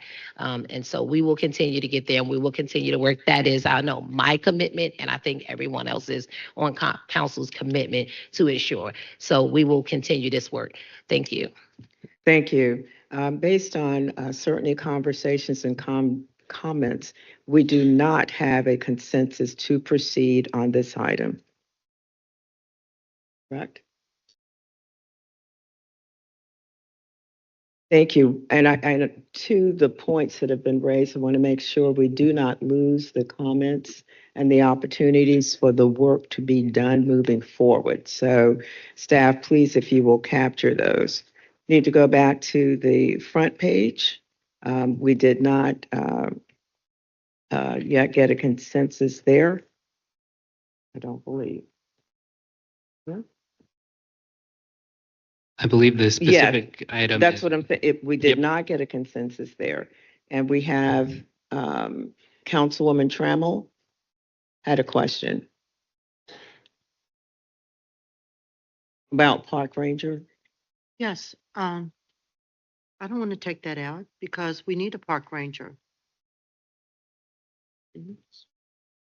so this position was offered by the administration. We can absolutely remove it from the reduction conversation, but I don't know if anyone from Parks I would like would to like speak to to that have the suggestion. administration speak to this because this is not something we brought as a proposed reduction. Thank you. This is a vacant park ranger position. There are still 4 others that are available in the department. I'm sorry, Sabrina, you said there's still 4 more? There's still 4, yes. And- This is only 1 vacancy that we're removing. And where the parks, Which parks? Citywide. I'm sorry. They're citywide.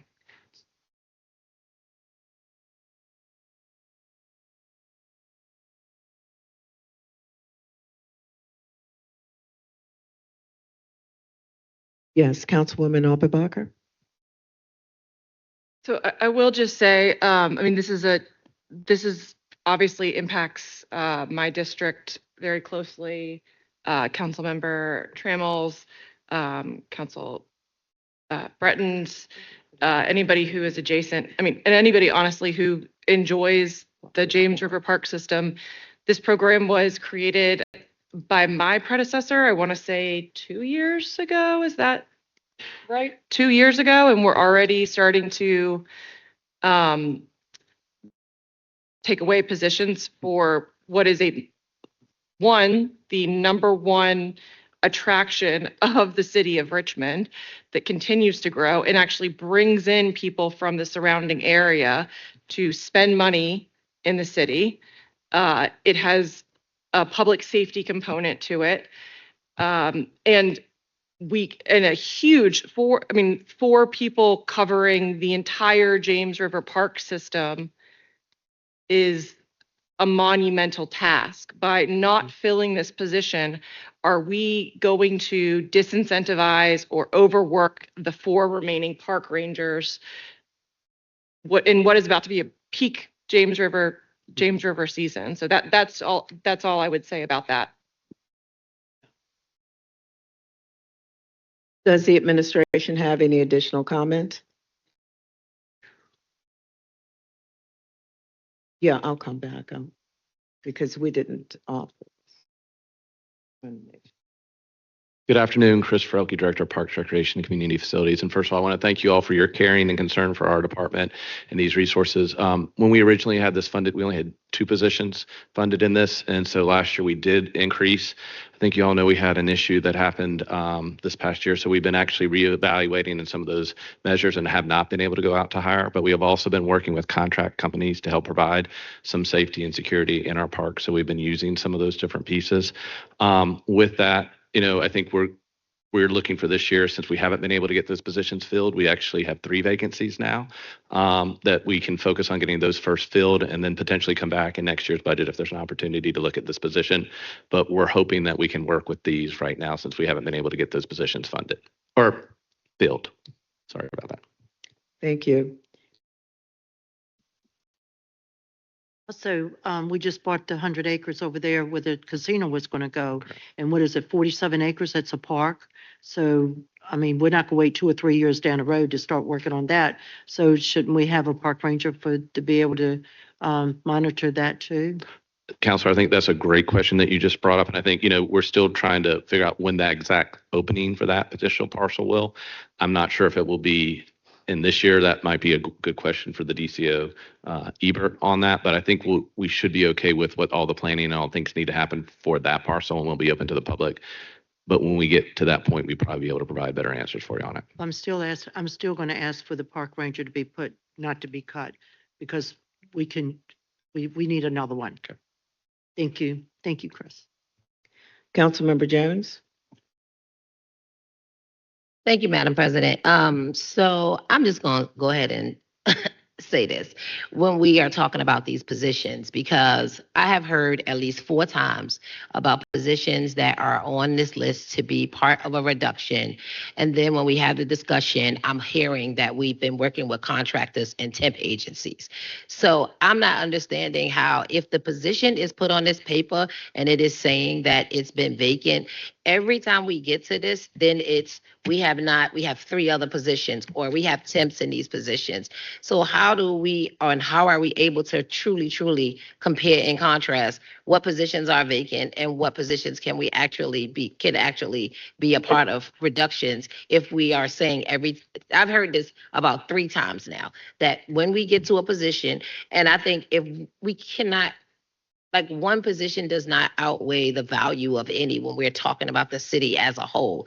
But at the same time, this is where I think this back and forth and trying to get to consensus of where to close this out is these positions. And so I think we really need to be clear on, if the position is put on this sheet, I think every position on this sheet needs to hold the same value. Because if we're saying we need more because of this situation, but then my colleague just raised about the Office of Community Wealth Building, like if they're on the sheet, they all need to have the same value as it relates to a reduction. If it's not part of that, then we need to take it off this list, and we need to recruit for those positions. If they are that detrimental to the city, then they shouldn't be on this paper. Because I think we are creating a lot of confusion when we say it's on this paper. So you're saying it's on this paper, not to say that we don't need it or we can't use it, but then we come back and say, well, we have it, we haven't recruited for it, we need it. If we let it go, it's going to impact us this way. Does that make sense? So, thank you, Councilmember Jones, and I'm going to press the administration again. These were items we received. These, and if I heard correctly, Mr. Frelke, we have 4 positions we've not been able to fill thus far. We have 3 that have been filled. Only 1 that's been filled, 3 that's vacant, correct? Okay, and so this would reduce by 1. And so feeling that we can proceed, given the actions thus far in terms of recruitment, that we can proceed with this, with the allocation you have, minus this position for this year. That's just park rent. Okay. I hear you, Councilmember Jones. I was just getting clarification in terms of that particular position. Councilmember Lynch, and then I'm going to move, because they do these positions. Councilmember Lynch, and then we're going to move forward. It's more of a point of clarification. So we're trying to get consensus on this full package, which we already got consensus on like 15 or 20 minutes ago, but are we trying to, this is what we're talking about? You're not talking about removing the park ranger? No, this is consensus to accept these reductions. All of them, 1.9. Yes. Okay, yep, I'm in favor. I'm in support of that. You do what? I'm sorry? Yes. Okay, it is looking for consensus to accept these reductions. I do hear Councilwoman Jones in terms of how we look at the positions as being all valuable across the system. Going to hear from Councilmember Gibson, and then I'm going to look for the consensus. Thank you, Madam President. In regards to consensus, I would support that we vote on these matters, especially I'm virtual. I just think that you know, that way there's accountability and very transparency in terms of how folks stand on these things. On this, I would like to support the sentiment of Councilmember Jones. I think that, you know, I mean, I know that the parks, you know, Brian Park, I mean, there's a need for more support. So I have some concern about cutting the park ranger position. And, you know, in my budget proposal, I had a good number of positions. There are many vacant positions that were recommended to be cut.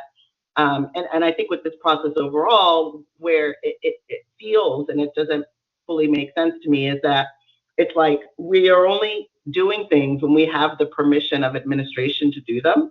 And I don't know that that's what we were elected to do. I think that we were elected to do what our authority is, which is to make recommendations on cutting the budget, with the understanding that, you know, there may not be support from the administration. And but I think that's what we are charged to do.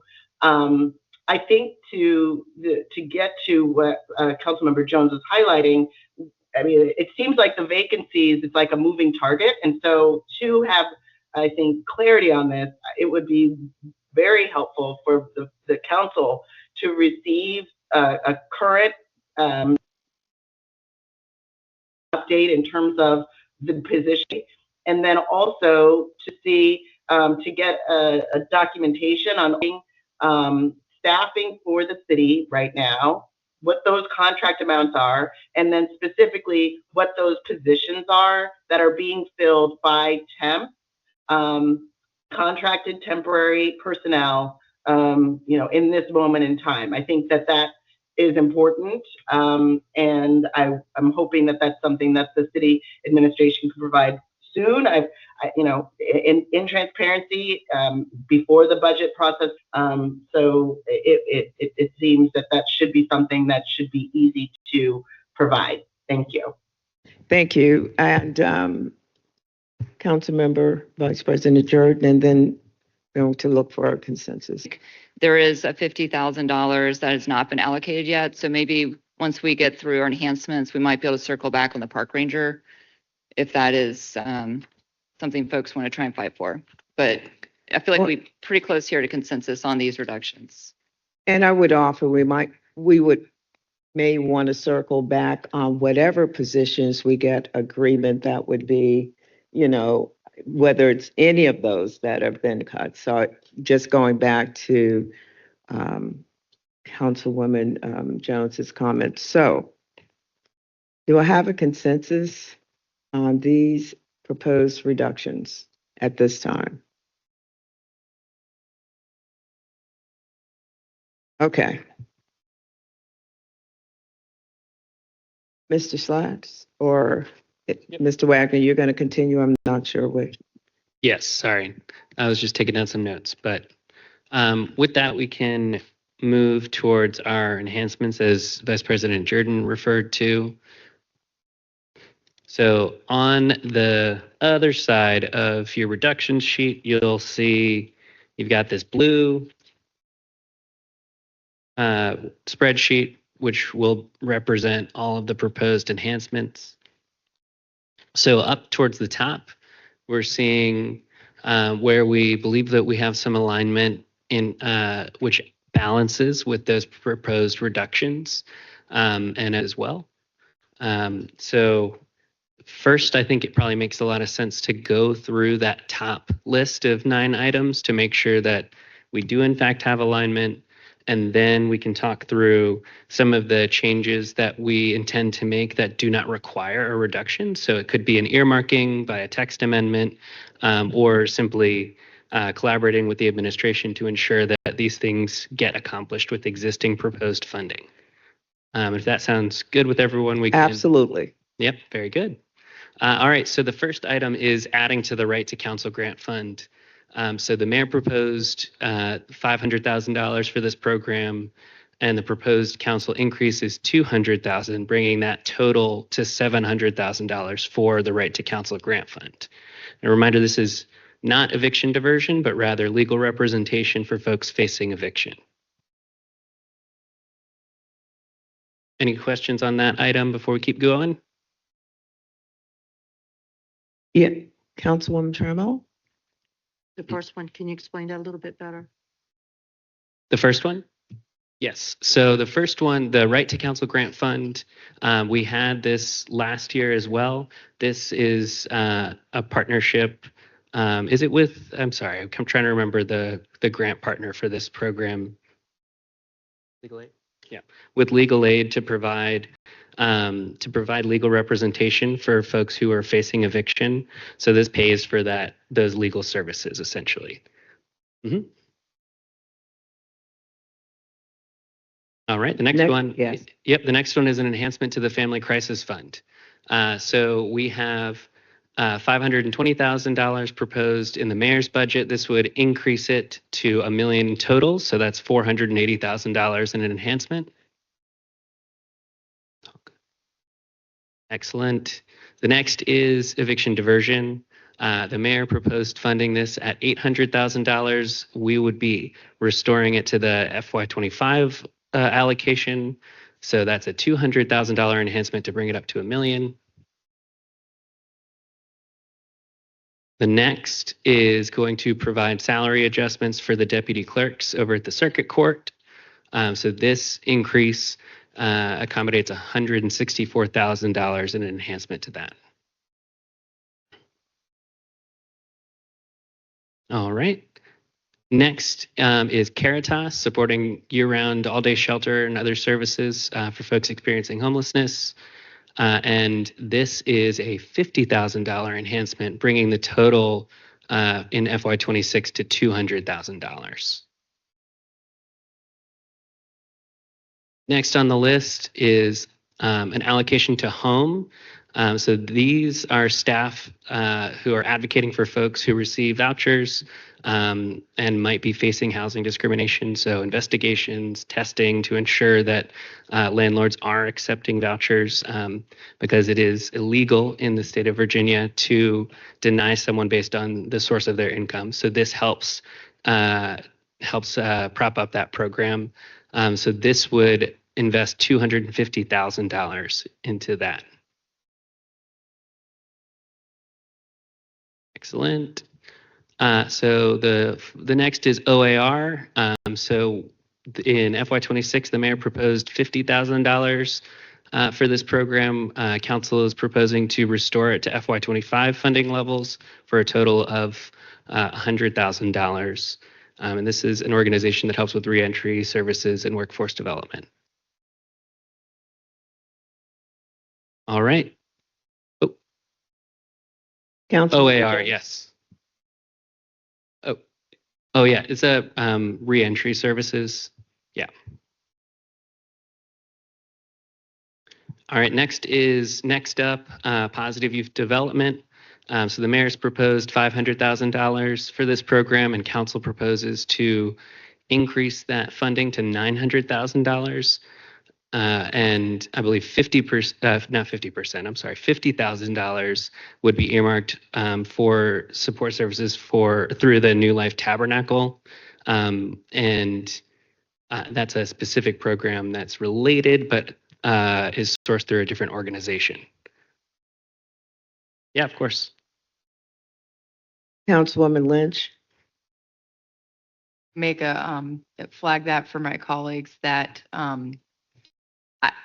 I've flagged this for you all prior to this meeting, but the way that Next Step does their grant process, it's through an application, and I don't want to usurp that process, so I'm not sure that I'm not sure that we can just prescribe to Next Step that they give that money to any organization because they have their own process. So that would leave a $50,000 gap for New Life Deliverance Tabernacle. And they deliver, just so you all know, they deliver services, wraparound services, after school programming to over 100 kids across multiple of our districts. And their home church is based in Councilmember Robertson, you know, your district. The programming spans across at least 4 of our districts. Just as a note, in conversation with city attorney and certainly administration, in fact, an earmark could be the case for that purpose because it is consistent. It is a nonprofit entity, number one, and it can be earmarked.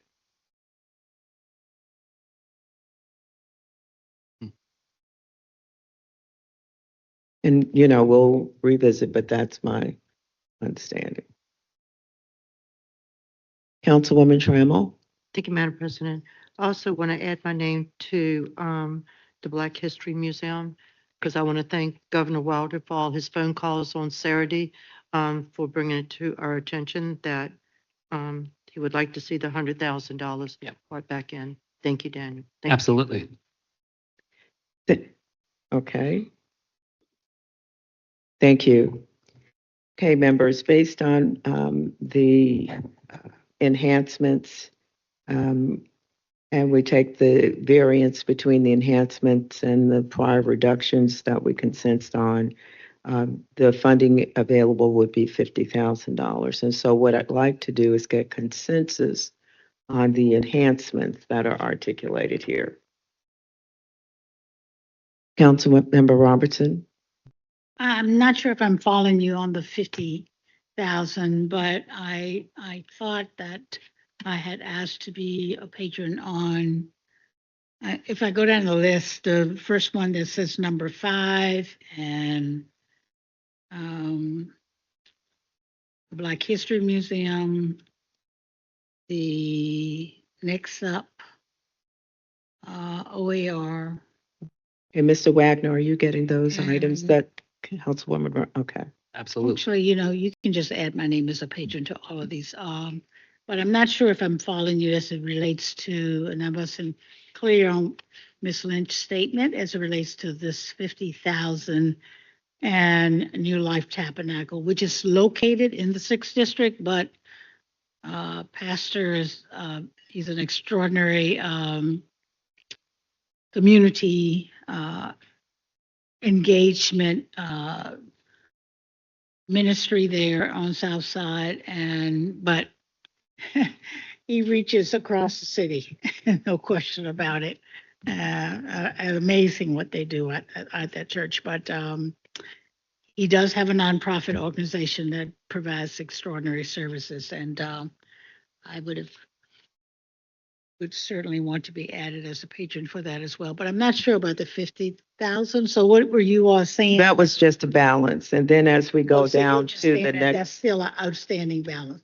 I'm good. Okay. that could That's all be I was- applied as we get to the next, Okay. if I'm with should you. we. All right, good. Councilmember Gibson? So the other Oh, question, I'm sorry, Councilwoman Robertson. one other question I had, and maybe I know that the trauma and the rest of the acronym that goes along with that had requested funding. Are they included in the next up funding, or are they on the second page? Okay, all right. Just didn't want to make sure I didn't overlook them. Thank you. Councilmember Gibson? Thank you. I just wanted to highlight, that I am thankful to see, while it's far short of what the hope was, I'm thankful to see additional funding for the Family Crisis Grant and the Eviction Diversion Program. I would like to request that we have a discussion as a body regarding the Affordable Housing Trust Fund, that there is ordinance that has provided a dedicated funding stream that is not being followed. So that's something that we need to ensure that this budget that we're adopting is legally follows the requirements of that law. I wanted to highlight, I do still believe that for council to make decisions in terms of allocating money to specific nonprofits, I still don't think is the best way for us to be approaching this. And so I hope that that's something that we can continue to discuss moving forward.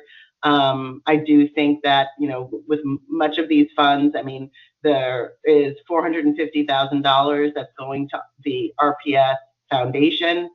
They're in a financial position where they need all of that funding, and I think providing money for all of those RPS programs that are in non-departmental, just providing those directly to the school board to allocate as needed in this moment in time. I think that there is some justification in doing that.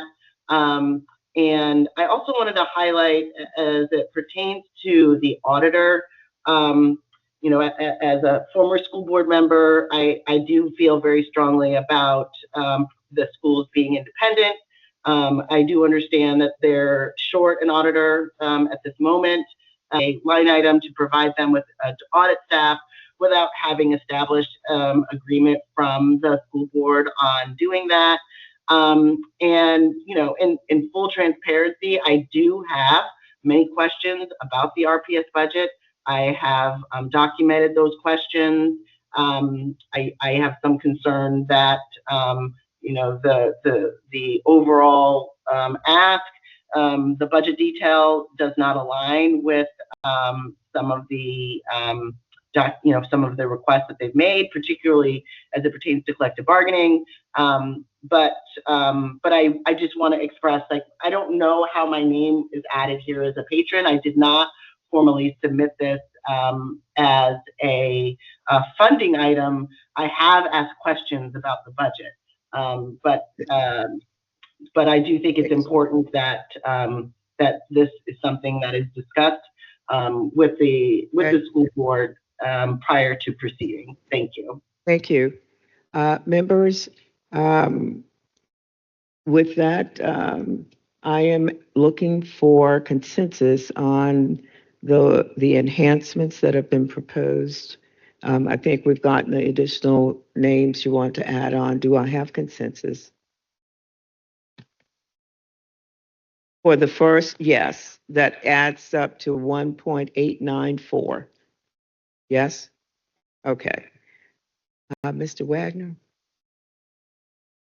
Yes, David, would you mind scrolling down for us? Excellent. So this next slate, we're able to accomplish these investments without actually making a reduction that is commensurate in the FY26 proposed budget. So this can, again, as I said before, take the form of a text amendment to call out specific funding for this, or we can work within the existing proposed budget, working in partnership with the administration. So, yeah. I'm sorry, Councilmember Breton. I have a question about, I guess, the process and the documentation. So, Councilmember Gibson was, for example, asking about, being on the patron list for a particular row here.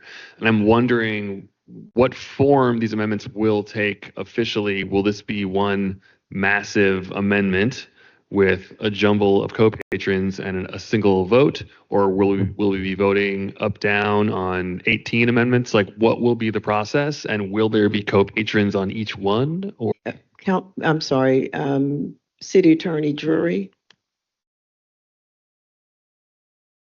City Attorney Drury.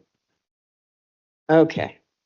Wanted to get clarity in terms of how these items will come forward to the body. Will it be one large document with several parts and pieces here, or the various components, or will they be individual items?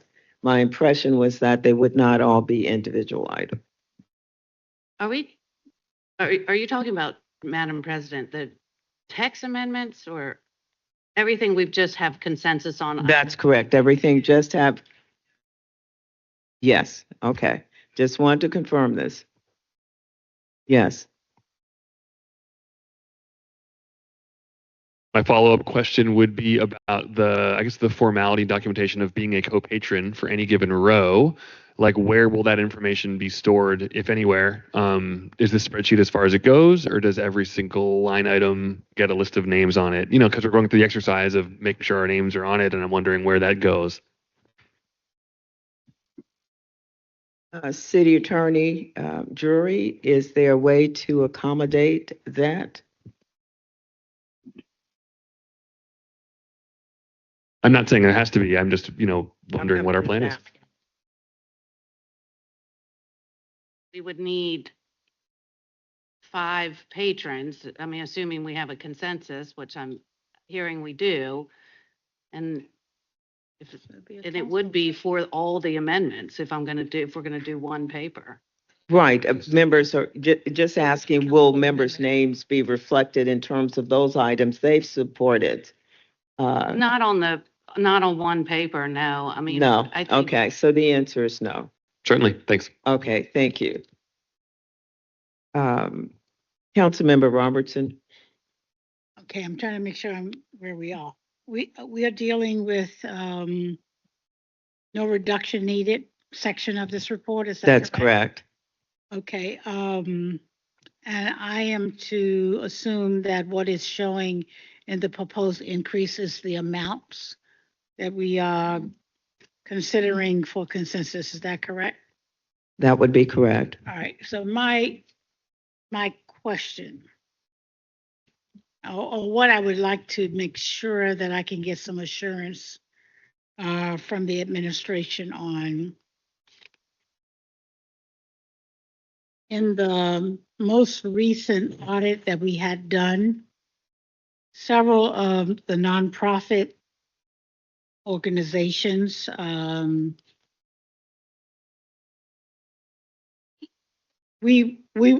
the administration of those grants for nonprofits. One of the challenges that I have experienced, for example, UBU earmarked. I don't know what that means, and I want to make sure that we're Sure. clear that when we vote on this, that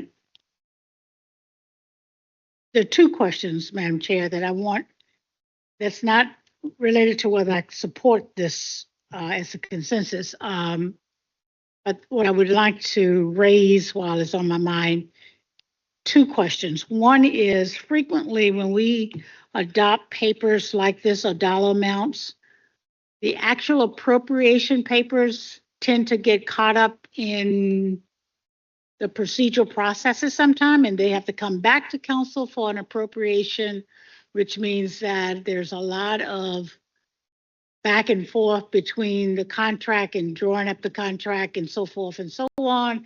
And sometimes it's 6 months later before these organizations actually have us to appropriate. I mean, I like to think when we adopt the budget, that's an appropriation paper, but obviously it's not. And so I think it's important that we make some clarity as to how we can eliminate that. Secondly, these funds are critical to the success of operations. Just like our budget for staff is critical. They don't want to come back to us for appropriation that may take 6 months later before they can do payroll, right? And the same thing applies to these organizations. So some way, I'd like to be able to close that gap of when the administration has prepared the necessary documentation and can proceed with that. And I can't get an answer to that now, but 6 months and more is not what's working for us. And so I just want to close that. And I'm not comfortable with this earmark because ears and marks don't always turn out to be the same thing. So I want to make sure that they're ears that are on my head and they really will happen. Excuse the drum. I think the point you make is critical to the operations of any nonprofit, and the administration and Ms. Joy Hagen may be legal, how it is that we ensure that once the budget is approved that include the earmarks, that we begin that process of negotiating that contract. And City Attorney Drury, to hear the question.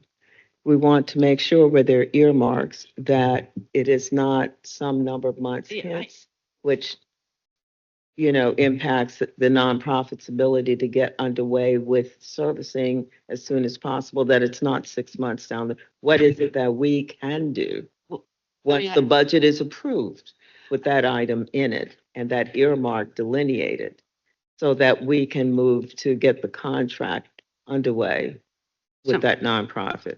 So, Madam President, thank you. I don't know that I can answer that question. That's probably for the administration. The question regarding the 50,000 earmarked for with new life. No, it's not that we're not even there. I mean, UBU is one of earmark for a nonprofit organization. That process. And so, Ms. Joy Hogg, is that you or somebody else? You hear the question. Yes, Ms. Robertson, yes, you're right to be confused in FY 2024. Right, no, 2020, yeah, 2024. There is a bullet that is in that budget document that says that there is $250,000 appropriated for MLK. In FY 25, there was some confusion over those funds. Unless we have gone in and removed that specific funding, which you would then see in a subsequent budget that says removal of that funding for that program, that money remains in the base. So that money for New Life, for UBU, is still in the base of now Neighborhood and Community Services. So we have not removed it.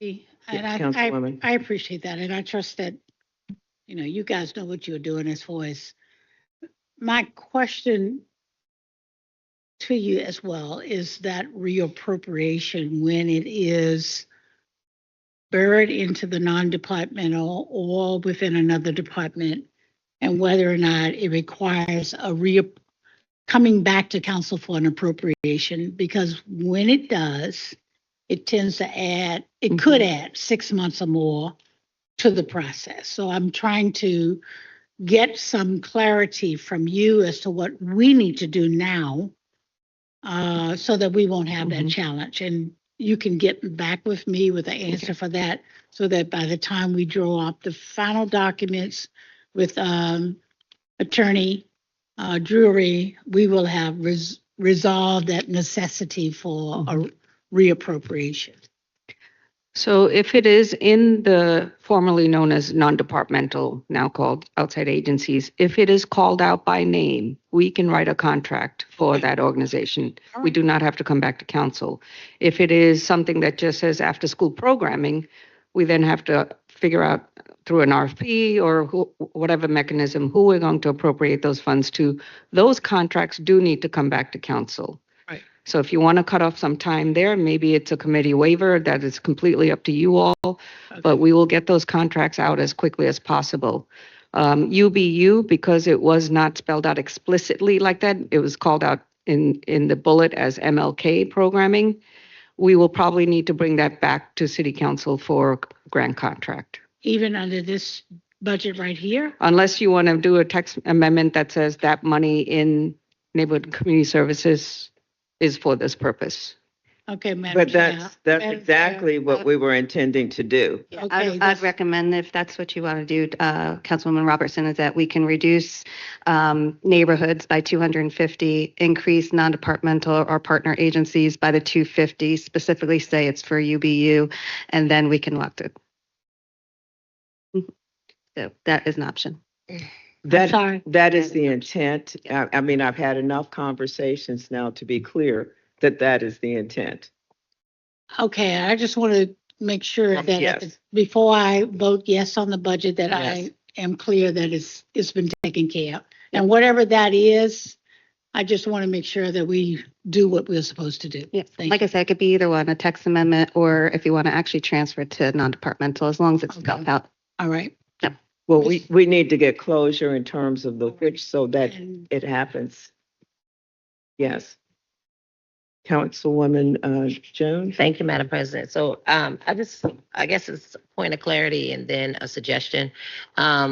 So with everything that states no reduction needed. When we have consensus, not on each individual, because we're doing it as like a block, then this is a go.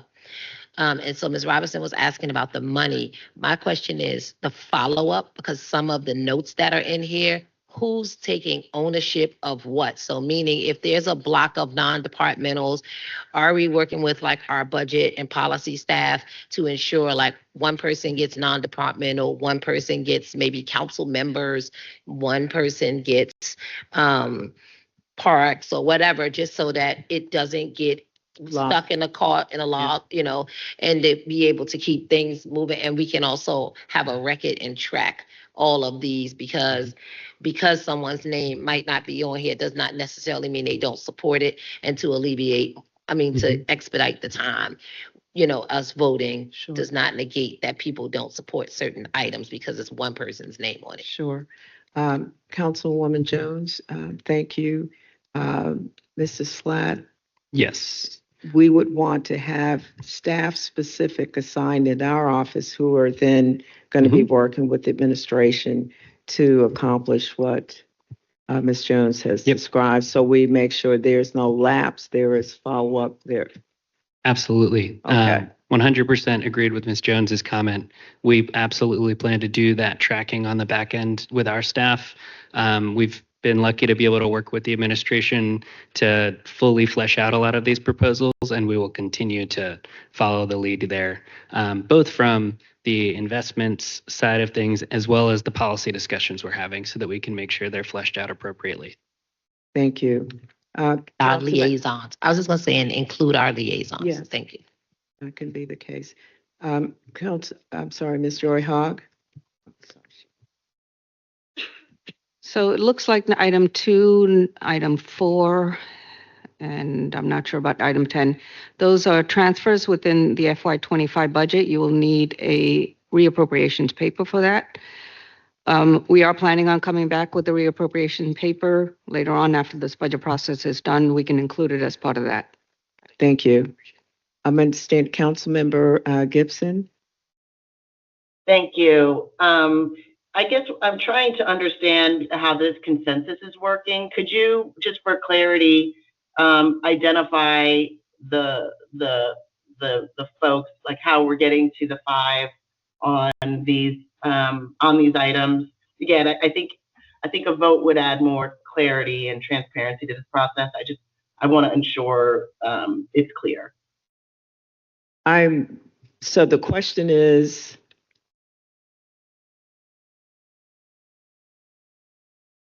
yes, I'm getting consensus here, and then we will actually vote on the 12th. But first, getting consensus about moving forward. So yes, but that's what I'm asking. Where is, because I'm in support of many of these things, but there are some that I do have question with. I have concern with the overall not following our law regarding the affordable housing trust. I think it would be helpful to understand, if we could just identify or formalize this process on getting this consensus. I am able to gauge from looking at members here if I have consensus on this block. Yes, this block of items. And again, the vote will come when the entire packet comes back to council. These items will be contained there. Do I have a consensus on this block? Okay, Ms. Robertson's not looking this way. Consensus on the block of reductions, priorities that are not requiring reductions. The bottom half. These are, yes. Okay, number 10.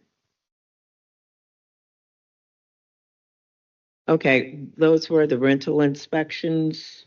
No, Uh, no, no, no, no, no. Wait a minute. What? I'm which sorry, maybe number I'm not two? on the right part. Say again? Which, There are two tens by accident, looks like on the screen. oh, Which item? Bill and Jordan. I guess number 27, which would be 10. Because you said you're taking that block right there, right? Yes. Right? Is that right? Will you? Can you please explain that? I think she's, Ms. Trammell, are you speaking to the part-time position that had been reduced by administration? Yeah, and then there was there was one, I guess, a full-time and a part-time. We've cut their budget. Now, all of a sudden, we have something we can cut in our department. We're not doing it. I don't think we that's- did. Oh, we, I'm talking, we did right down here? We did? Yes, it was 1.5. It's now I thought one it said half. restored. No Yeah. reduction needed? so There used to be. I can an provide amendment. clarity Yes. there. Would you- Yeah, so this maintains the reduction in our total personnel funding. So we do have one position that is vacant and they proposed cutting it. And so we said, sure, that's fine. And then we have a part-time person who is in this position and they proposed cutting it. We believe that we can take the personnel dollar amount cut and still hold that and still keep that person in their role. So we have enough personnel money to work with to essentially take a $62,400 cut to our budget in the Council Chief of Staff's office, but still maintain that person on. I think we need some more discussion on this, definitely. We need more discussion. Okay, I'm not sure the level of specificity. He said we're- we can find the money, what, the 160,000 that we have, that we haven't spent? And especially when I've been asking for a policy, like a policy analyst for all of us to have a budget, that's not in here per se, I don't see. Actually, it should be on the next page, It's on the the 1 million. Yes. Okay, well, you want to stay on this one right here. I'm not for this right here. I mean, we cut their budget, but yet though this has come back in, or this is going to be put back in because somehow now that we found money. Where'd the money come from? That's unspent dollars because of, again, vacancies or folks coming in at a lower salary than their predecessor. So we just have a total personnel budget, and then the positions are funded within it, and we've got savings from that. And so we're able to accommodate it going into the next fiscal And year. then we just hire somebody else that I don't even know because I don't think council voted on that person. I mean, these are things that's been going on for months and months and months and months. So And I've we been had a asking position. questions, especially when we're in a crisis with the Yeah. budget. But yet though, I mean, I. So, Ms. Trammell, you're correct. That position was already a part of what we had identified as a need for the office. The recruitment had been underway and person was hired. Well, it's what the CAO has too, and we took what, how many positions from her? Well, And this different is a things that we just reduction. went over. We did take a position from here. We had 1.5%. We just hired somebody the other day. I don't But even- that's a different, Oh, yeah, that's something that's a different. different category Mhm. in terms of the total number, but we removed a position. That's correct. We have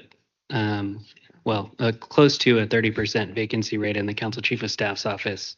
So we do have other positions we can fill. But this is basically we're ceding one of those positions through this process to the administration.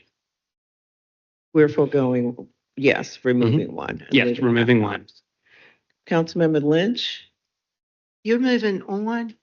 But you know what? We're going to come back to this. We're going to come back to this. Okay. Because I don't have the answer that I want. I want to, And we can do that. We can Thank you. provide more information there. Absolutely. Is that- thank you. Councilmember Lynch? Oh, I'm just being mindful of time here, because Yes. we've got like 25 minutes and we have not gotten through the entirety of the Right. budget. What I'm looking for is that we will get consensus relative to this next item. these are a list of other items that members are interested in funding, but funding has not been found for. Okay. So that would be a deeper discussion, but I want to first address this set of reductions of enhancements that didn't require reductions. And I hear that we have one point of clip. Yes. Does the point of clarification, does this list include all text amendments as well, or just?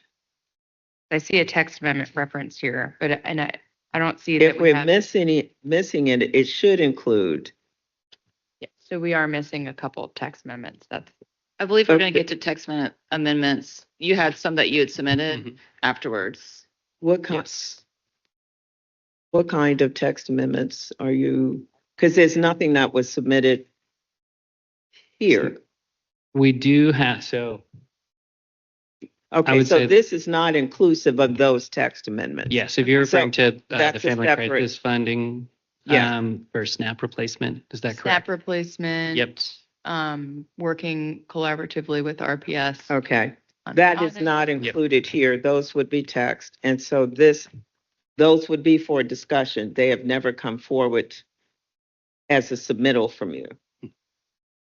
So As the collaboration with RPS is noted here, and we can absolutely ensure that that's a specific text amendment if you'd like. Okay. Okay, so I want to go forward trying to, these priorities that require no reduction, do we have consensus to move forward here?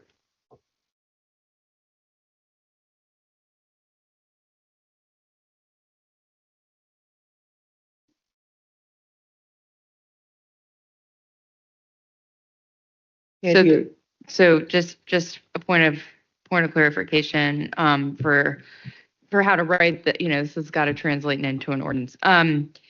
We may need to do a little bit of work on how to actually get some of these into Mhm. an ordinance, because some of them, they do look like they require.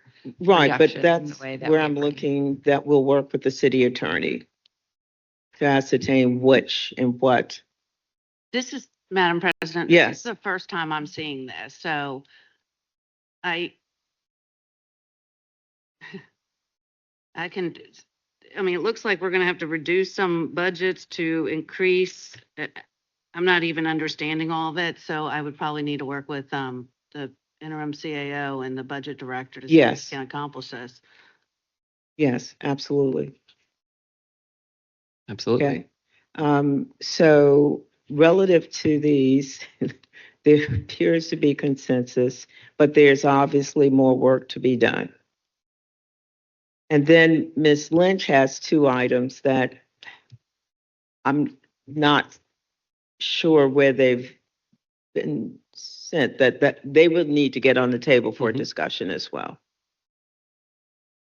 Okay, so with these, want to be clear, as muddy as that was. Okay, the operating priorities, no reduction needed. I saw consensus, but there will need to be, we're going to need to meet with our city attorney, with the administration, exactly what needs to happen to have these codified. Okay. And then Ms. Lynch, you had two text, then we have this list of items that we are obviously not going to have enough time to get through today, it appears.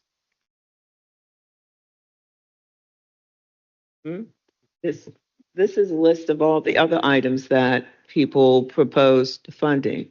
Let me say the first item is simply a notation that we have commitment from the administration to, and that one we'll have to figure out how to codify, but commitment from the administration to review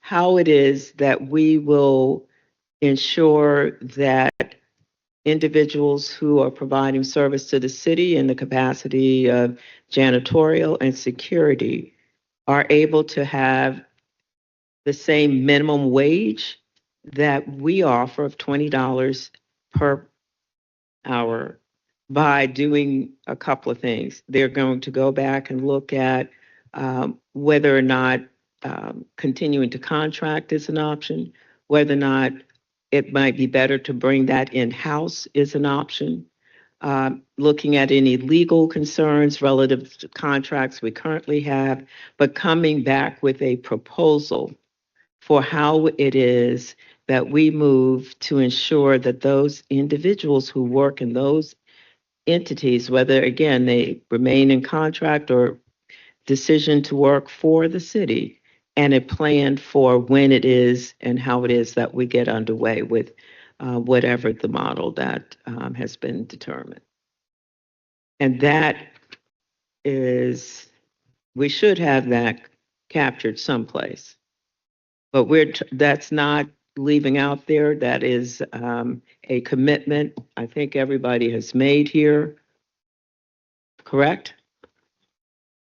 That's what I've heard. And so with that, members,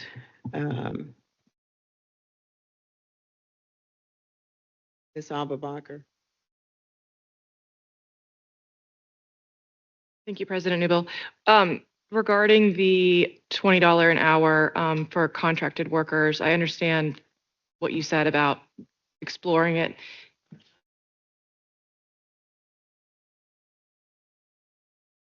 Do we have a timeline for that plan?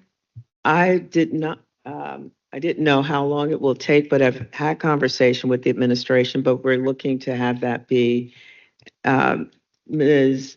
Joy Hogg. I know it's a guesstimate. A timeline for the plan to either To come bring back. the contracted workers to the living wage? I can't give you a timeline right now, but in part of the mayor's transmittal letter said that we would look at some of these items like insourcing and outsourcing will be part of that bulk of work. There's a lot on our plate already with other items that council members have asked for, but that will be part of the next year's work. It's not an easy analysis to do. It takes some research. But we are committing to have that be queued up at the beginning of the year with whatever staffing so that we can vet those two options, any legal issues and concerns. Yes. And a start date and resourcing to move that forward. Yes. Okay.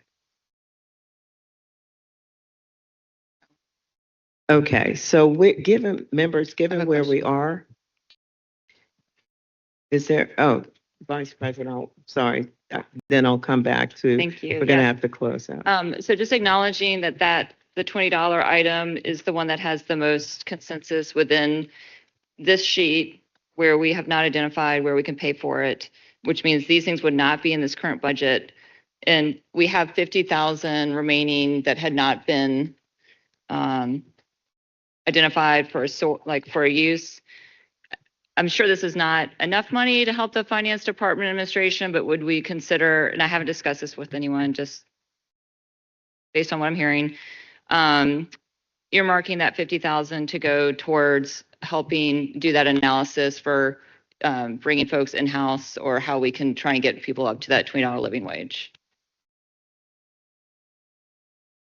But at some point, we need to circle back on that 50,000, whatever we choose to do with it. So I'll never refuse money. So I'll say yes. Well, but I'm not sure what I need yet, honestly. Say again, I'm I sorry. said, if you want to put it in finance, I'll never refuse money, but I'm not sure. I don't know what I need yet. But, okay, Ms. Jordan, I appreciate that.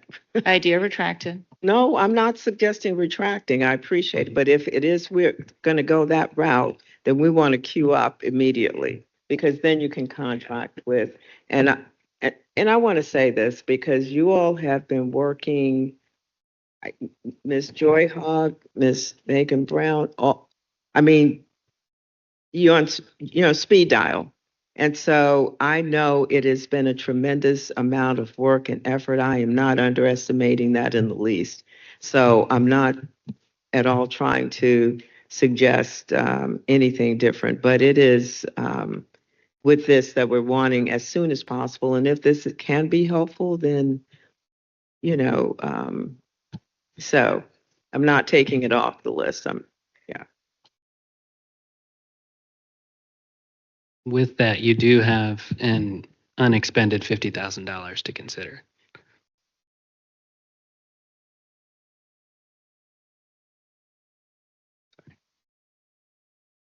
Okay, there's a, Madam President, I mean, anyone want to put forward something within the proposed reductions that they would want that 50,000 to go towards? well, Or, yeah. Okay. right, there are a list of Or from items that, there, and yeah. it is not, there's Okay. a list, ma'am, there are a list of items there that we will not have time to fully vet. Many of us have items on there that we'd like to have considered, even though 50,000 is not very much. And so this is a discussion we will have to, say again? I don't see how. No, but that's dependent upon discussion of these items. I think I got maybe confused, but are we trying to finish the consensus on the enhancements? And we have 50,000 that's unappropriated at this moment. I know a lot of us put things in at various times in the budget process. I'd be interested in hearing any proposals from folks on what they wanted to advocate for. Because On we don't what? have any further budget meetings scheduled. Wait, so we have completed and consented on the items that equal 1.8 and change. The variance of 50,000 is what's still sitting out there. We've consented on those things that are priorities that do not require any reduction. So the 50,000 that's out there, the 50,000 delta, there are many suggestions, and not just suggestions, cases to be made for a variety of efforts and initiatives that we have all submitted. I certainly have items here that I think are worthy of consideration for utilization of the 50,000, and so do others. And so we need to get a path forward. We're not going to get to 15,969,188 with $50,000. So I'll take any suggestions. We have 10 minutes. Councilwoman Robertson?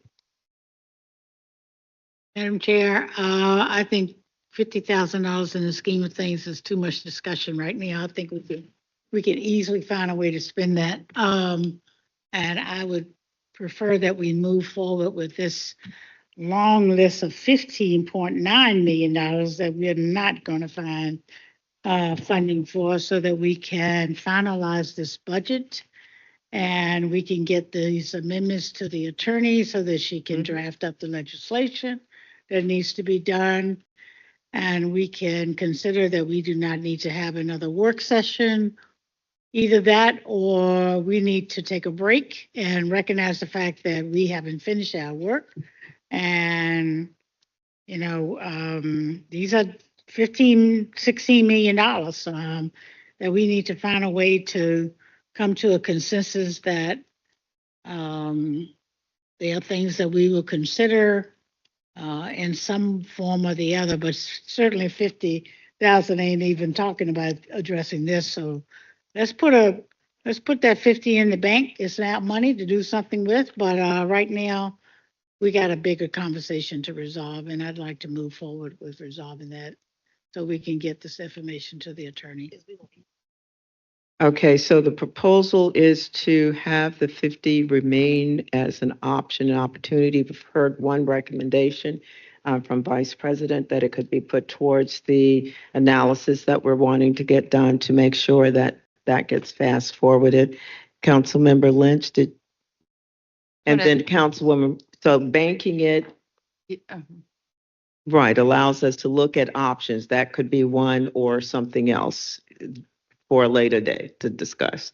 Councilmember Lynch and then Councilwoman Trammell. Yeah, I would motion to bank it in neighborhood, departments of neighborhoods and community services, just for the purpose of, if there's a non-departmental, you have to bank it somewhere. It can't, Gotta get encumbered somewhere. I think We there's can been bank quite a- it in a few places, council member. Anywho, I second the motion that Ellen Councilmember Robertson, Councilmember Robertson, Councilmember Robertson just put out there, and let's try to get to consensus and then see if we can get these amendments cobbled together in ordinance and get it going.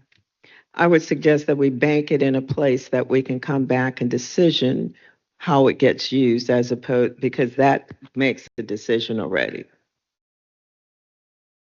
Then I'm just saying, but not placing it in a particular category, because then that's all I'm saying. Okay. Councilmember Madam Trammell? President, I know that my colleague over there has talked about using it, like when we go to vote, for something that would benefit for everybody. What about the fleet? What about, what about what? Fleet, the fleet.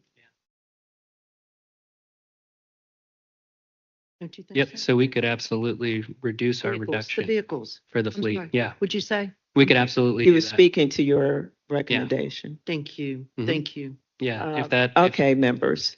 So we have a few things on the table. One, we could bank the 50. One, we could put it back into fleet, which is we'd cut significantly to accommodate PB. One non-departmental. So let me take these. I would ask if we would be consider putting it back into fleet. I'll go with the last one first. We have consensus. I got. Anyone else? No, on fleet? Right. On what? On putting back into fleet?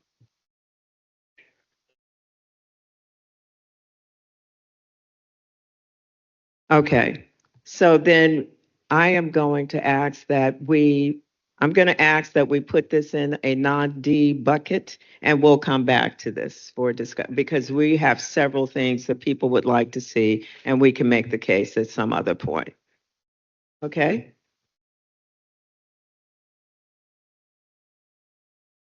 Putting it in non-departmental, that is not a particular entity, lets us all come back and make the case for where it might be. It's 50,000.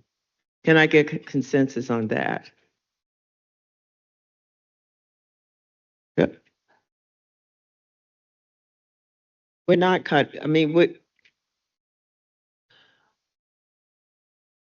okay. With that, members, it's 50,000, it's sitting there. Members can come back and make the case for where it should be without allocating in this moment. The budget work session, Mr. Slatz and/or Mr. Wagner, anything else at this point? The work session, members, I want to thank all of you, as well as all of the staff. This work session now stands adjourned. Thank you.